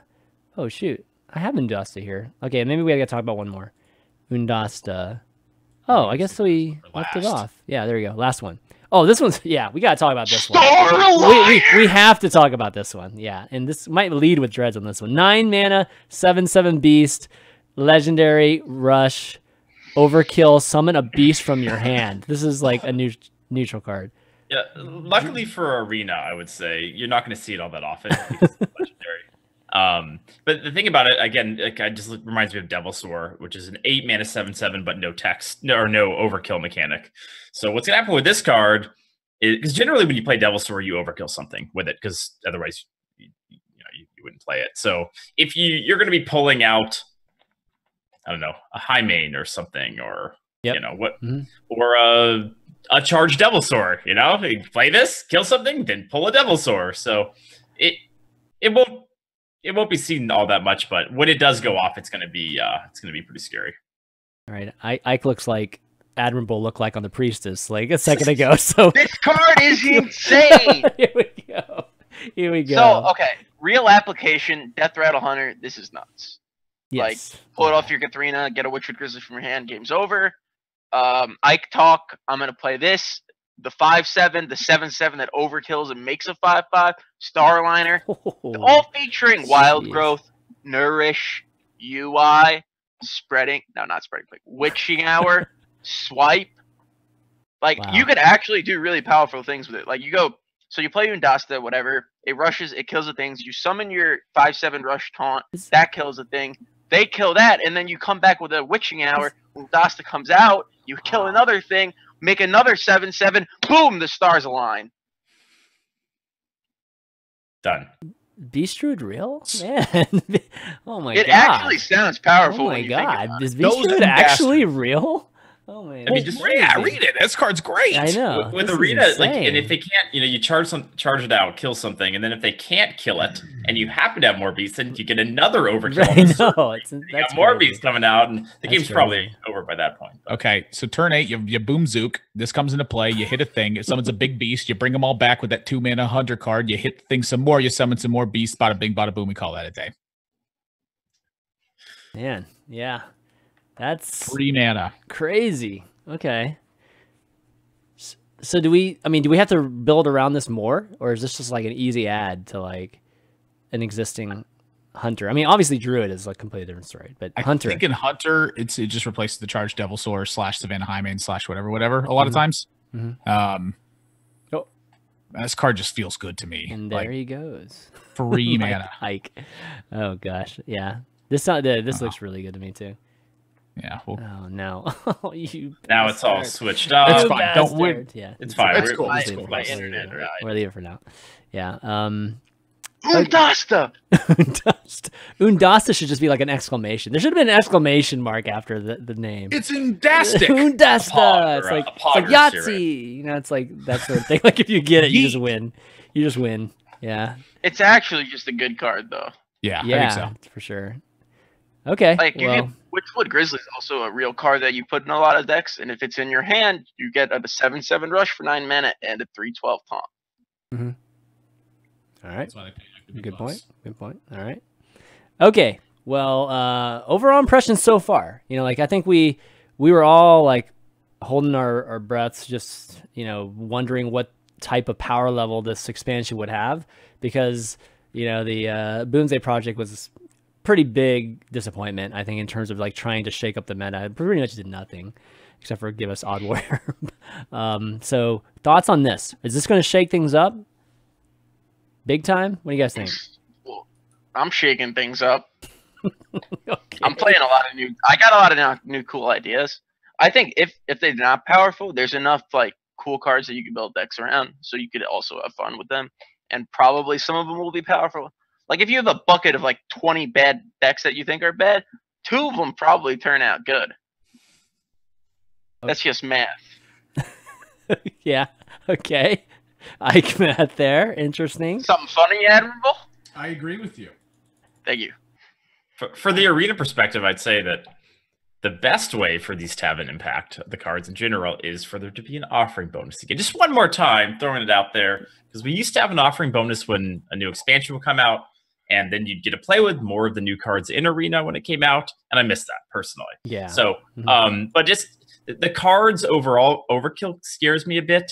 We'll have to see how it works out, but it could be a decent amount of, oh, he has that card, I'm a little behind, and now the game's over, which scares me. But we'll see. I think I like the theme of the expansion. I think there's a lot of cool cards. I think it'll be fun to play. And as far as how much the arena meta will change, it kind of depends on the buckets and how they micro adjust things. So it's really hard to say until we see what they're going to do. Yeah, the overkill, I'm worried for arena, just because it snowballs already a good play in arena, which is right.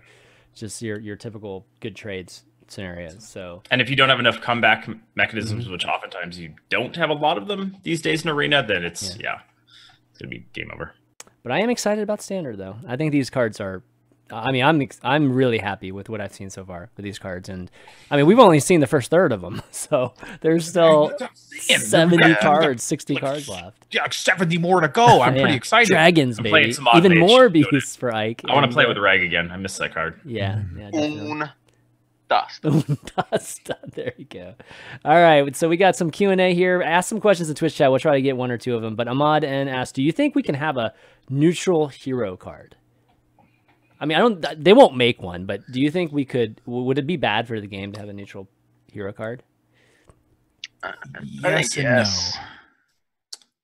I think it would you be lose a bit of class identity with that, right? You do that exactly. If it's too good, too, everybody just plays it, like in every single class. Yeah, hero cards generally are really powerful, so I can't really see a good way to make a hero card that everyone can use, and it's either in all the decks or in none of them, which makes it kind of feel like I don't think it would be a good idea. Which is why they banned it from Arena. I mean, you can still discover them, but you can't draft. Yeah, right. So, like, to me, it's like the cards that speak to me on that level that could be neutral heroes are like Ragnaros, Sylvanas, like the traditional Warcraft colossal characters that is not really on any one particular class's side.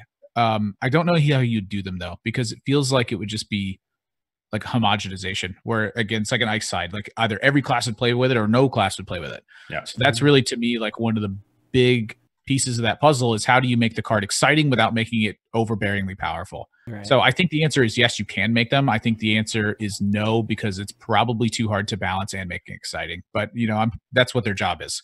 So I'm certain they could probably, if there's anyone who figures out a way to do it, it's probably, you know, big chalk on the inside, mixing up some numbers. Yeah. Number one. He's making all the leaderboard, by the way. Yes. The first one. Or the second one? It was pretty early on, but I remember Hafu was really pissed because she had a really good month, and then Chalky came in and was like, "Yeah, I'm taking that top spot." So it was a pretty insane showing. Brutal. Okay, Gotrix asks in Twitch chat, there seems to be a lot of Kodo Mossy targets. Could that be the insta death of this? If the spirits, I guess, are in the meta, or could there be instant death for the spirits?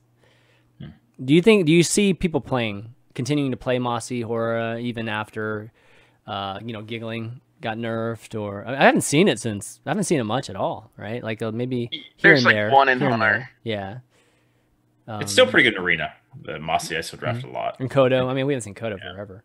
So yeah, Kodo's not making a comeback. Sorry. Kodo Mossy, power level not good enough. I feel like the spirits aren't that high of a power level where we want to. There's like so many good cards you want to fit into a deck, and tech slots become harder and harder to put in. And if you have to tech in like a Mossy Horror, I'd really rather just play like an Oondasta or something else that's good. Well, yes, I would prefer to play Oondasta myself too. I think the spirits are in a good spot. I think a lot of times you use the spirits either going to be to set your opponent up for something, or it's going to like already get its value. So I think the spirits are in a fine spot. I think there needs to be some sort of counterplay to that mechanism other than like Hellfire. So if your paladin opponent wants to set up a Loa and get ready to Spike Ridge Steed, I think you should have an opportunity to counterplay. So, strengths and weaknesses across the board. Yeah. I'm curious to see how many classes the spirits will actually be viable in, because they won't be viable in every single class. None of these themes are. Not a lot. Yeah. The mage one is the most promising from what I've seen. Kind of a waste then. Got to see the rest of the cards. Yeah, got to see the rest of the cards. From what I've seen, Admirable. Yeah, well, it's a huge tempo hit, so like that generally has, it's been hard to make cards worth it. Having that happen. That's why the mage one has like potential, because it helps with tempo, and if it stays, it's really insane, right? Like the paladin one is a 4-mana 0/3. And then you Spike Ridge Steed, and you get all the tempo back. No. Yes. I'm just gonna like owl it and kill you.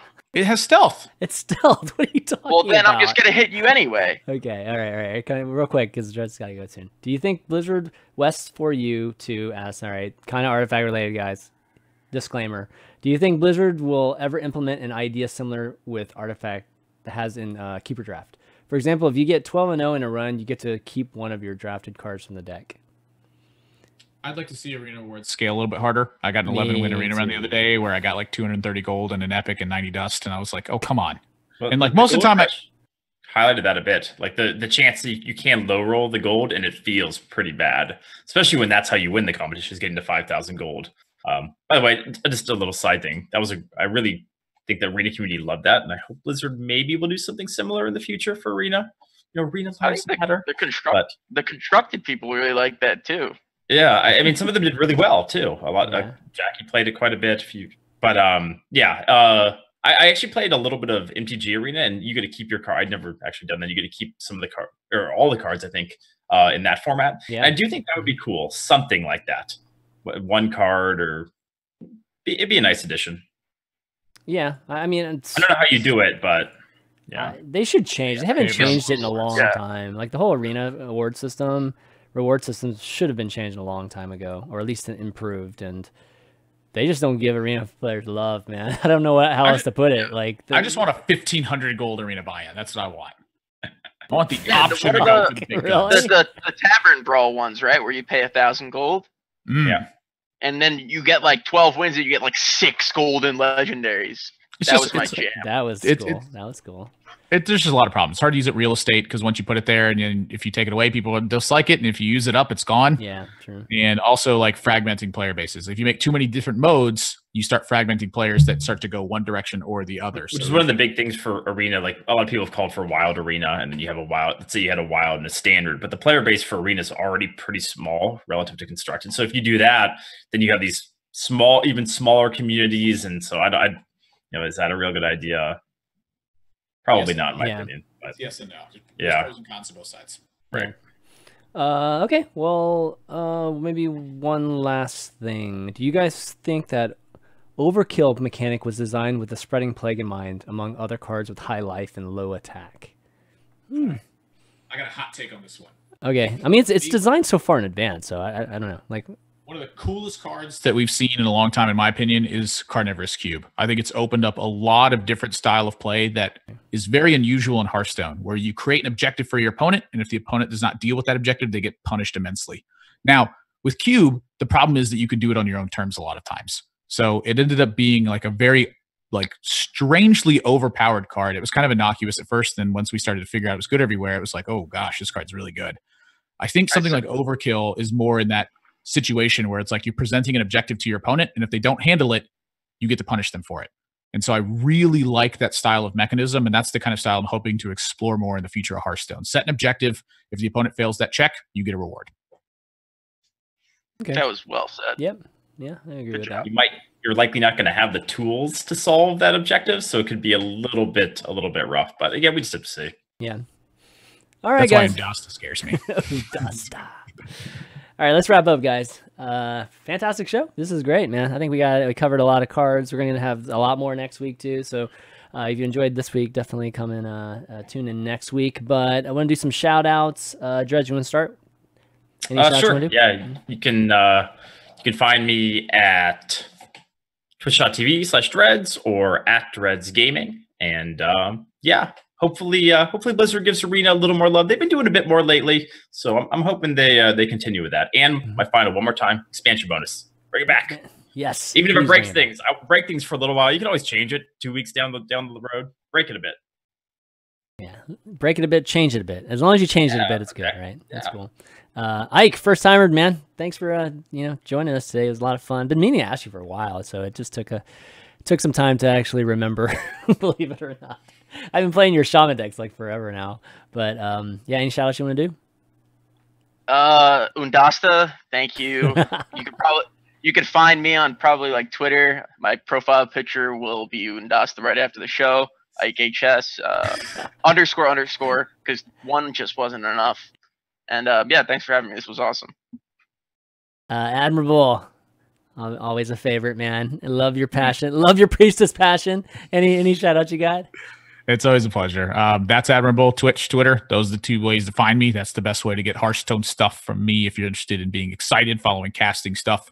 I got a lot of casting that's coming up in December. So if you want to follow along with it. Tons of events? Tons of events? Really? There's like I'm looking at it and I'm like, I'm going to be home for like 6 days in December, it feels like. God. Okay. Not quite that much. It's a little hyperbole there, but there's a lot of travel coming up in the next 4 or 5 weeks for me. So a lot of Hearthstone coming up. And I'm really excited about it. And also just a new set in the midst of that, too. I don't know where I'm going to find time. Yeah. Well, awesome, man. We'll definitely be tuning in for that. But, in terms of me, shout out just the 3 of you guys for doing it, everybody for tuning in. Definitely find the show on youtube.com/ChanmanV. You can find it on all the audio channels, iTunes, SoundCloud, Spotify, Google Play. So just look up Valuetown. You'll find us. And leave a comment if you like the show, because that helps other people find it. But that's going to be it, guys, for this week. So for Dreads, Ike, Admirable, myself, ChanmanV, we will see you next week.